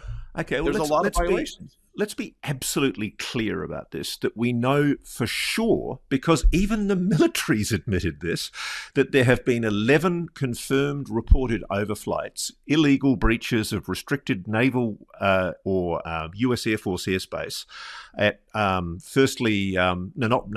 US Air Force, there's Picatinny Arsenal and the Naval Weapons Station Earl. Picatinny's had confirmed at least 11 sightings. Naval Weapons Station Earl activated their de-droning equipment, and they've had at least 2 sightings. And then, to cap it all off, you had Wright-Patterson Air Force Base, which, as you and I both know, is one of the holy sanctuaries of rumoured UFO folklore. It's reported overflights, which were so serious on UASs, unidentified unmanned aerial systems. The UAS activity over Wright-Patterson Air Force Base was so severe, they closed down the entire airfield. Now, by any definition, that's unlawful, isn't it? Yes. Somebody should be going to prison for that. It not only, is a national security risk if you don't know who the actor is and what they're doing, but it wastes hundreds of thousands, if not millions of dollars in resources when you shut a facility down like that. So there's so many implications. I just can't understand why that would be a good PR move, to say that all of these are accounted for by law enforcement or they're known. I would like specifics. I would like details. And let's take case X, Y, or Z and say that particular one was the reason it didn't show up on your ADSB is because it was under a government mission. Okay, whatever. But to just make such a blanket statement is not helpful. So let's go to what you saw. You were based in Connecticut, just to the north of Long Island, sort of northeast of New York, for the last 4 days, from Wednesday through to Saturday last week. Did you, obviously the local police there were with you when you saw supposed drones. Did you see anything about the objects that you saw that made you question if these were normal drones? So personally, when we were there for another case, and we were in Fairfield County, and this little tiny PD, they'd invite us to come over. It was sorry for the Celsius conversion. I'm not very good, but it was 22 degrees Fahrenheit, quite cold, and for this Californian boy. So we were trying to warm up. They said, come over to the PD. You can have some, coffee, hot chocolate, get warmed up. So the moment we go into this very small PD, the officers were excited and they said, "You guys following this drone thing?" And he said, "Yeah, kind of." And he actually turned on NewsNation, and we were watching a report of what was going on in New Jersey. And he said, "We've had 4 reports just in the past couple of hours." And he listens to his radio and he goes, "We got another one." And I said, "Can we roll with you?" And I said, "This came in on 911." And he said, they have some sort of unified command, whether it was non-emergency or not. He didn't care. He got in his SUV. We followed him. I wish I was rolling on this because it would be great footage. We were going down suburban streets like 50 miles an hour with our get out of jail free card because we're following the cops. And we're cruising through the streets and get to the area where it is. We get out. We had our flight radar and our apps up trying to search the skies, and we did see some unusual lights that would come behind some of the trees, flashing anti-collision that weren't showing up as commercial general aviation. We didn't get good video of that, but one of the officers did share with me what they recorded just right outside the police station. As you zoom in on it, it does kind of look like a quadricopter. The hard thing is to know whether these are now, which I do believe most are copycats, right? They're hobbyists and people getting out there. "Oh, this is fun. Let's put up a drone." And the signal to noise ratio is going way up. And I have to make that point for people. Most of these, yes, are now going to be either people faking, hoaxing, putting out videos, or flying their hobby drone they got early for Christmas. But the part that isn't is where you're getting these, like I said, mostly the very large SUV types that take, for example, the ones they've reported that were in New Jersey that were up for 12 hours or more. I'm very well connected to what is the next thing coming out in the industry. I've been working with companies that are doing this. And let me give you one example. There's a company that was going for government bids, and they were very excited that they could get a drone that was hydrogen powered. Okay, so the core system is hydrogen powering an electrical motor that is very quiet. So like they're describing, these things are very quiet, still some noise. And they were excited they were getting about 2 hours of airtime out of it. 2 to 4 hours. We think we could do 4 hours in the air. Okay. You're talking about stuff right now, if true, that's staying up for 12 hours or more, right?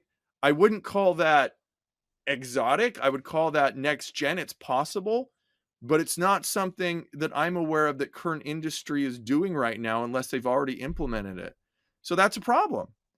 These are not your off-the-shelf commercial drones. If all this is true, they have some extreme capabilities, and yet we don't know who owns them. I wonder how those police in Connecticut or New Jersey feel that they're being gaslit by the national security spokesman for the White House, telling them that they're not seeing what they think they're seeing. They're upset. They're upset. Plus, you got to remember, especially in the rural areas, they don't have the resources to have a robust counter UAS program. The bigger metropolitan areas now are having like fusion centers where they'll get the anti-drone jamming. The jammers, they see that they hold like a rocket launcher and they can jam and bring down or redirect them. The small towns don't have this. They're pretty much doing what the rest of us are and trying to put an app up to the sky and seeing if it's a known craft or not. And so they're at a loss because what they're being told from the government is 2 different things, right? Out of the same, Department of Defense. One half is saying we're closing down our airports, and the other half is saying, no, that's all accounted for. We know what these all are. And the local law enforcement is, what do we do with the concerns of the people? Well, Ben, thank you for sharing your insights. I suspect both of us are going to keep on digging and trying to get answers, but it's not helping the strange, contradictory comments we're getting from the White House, which are telling the people of New Jersey and Long Island that they're not seeing what they know they're seeing. Well, let me leave you with one thought. You are a connoisseur of history. If you go back, this echoes 1952. You had the red alert over DC, right, over 2 weekends, and legitimate nuts and bolts craft, it would seem, were chased off by our scrambled jets. They'd disappear, they'd come back. After that happened, there was a spat of a lot of reports where people were seeing all sorts of things. And that's when the Robertson panel was created by the CIA, because they were afraid, officially, that that signal to noise ratio was going to be so high that people would get reporting fatigue. They would eventually forget to report or say, let's not talk about drones anymore in this case, or let's not talk about the strange lights in the sky in 52. And they were afraid that what would happen is a real incursion by Russia during the Cold War, and that they could come in amidst all the UFO reports and actually attack. What I'm afraid of, and we've been very careful to not suggest this is alien or anything else, what I'm afraid of is that reporting fatigue will get to a point where 2 years ago we just stopped talking about it. Remember, it happened over Nebraska, Colorado. They had a task force. They got together, and multiple agencies, and they could not conclude on what these things were, and we kind of forgot about it. And it's happening again and again, and it will happen. This will fade in a little while. It will come back. But is it somebody probing? Are they testing to see our reactions? Are they surveilling? We cannot just put this aside and forget it. We've got to figure it out, because it's very concerning. Ben Hansen, thank you so much for joining Reality Check. Thanks, Ross.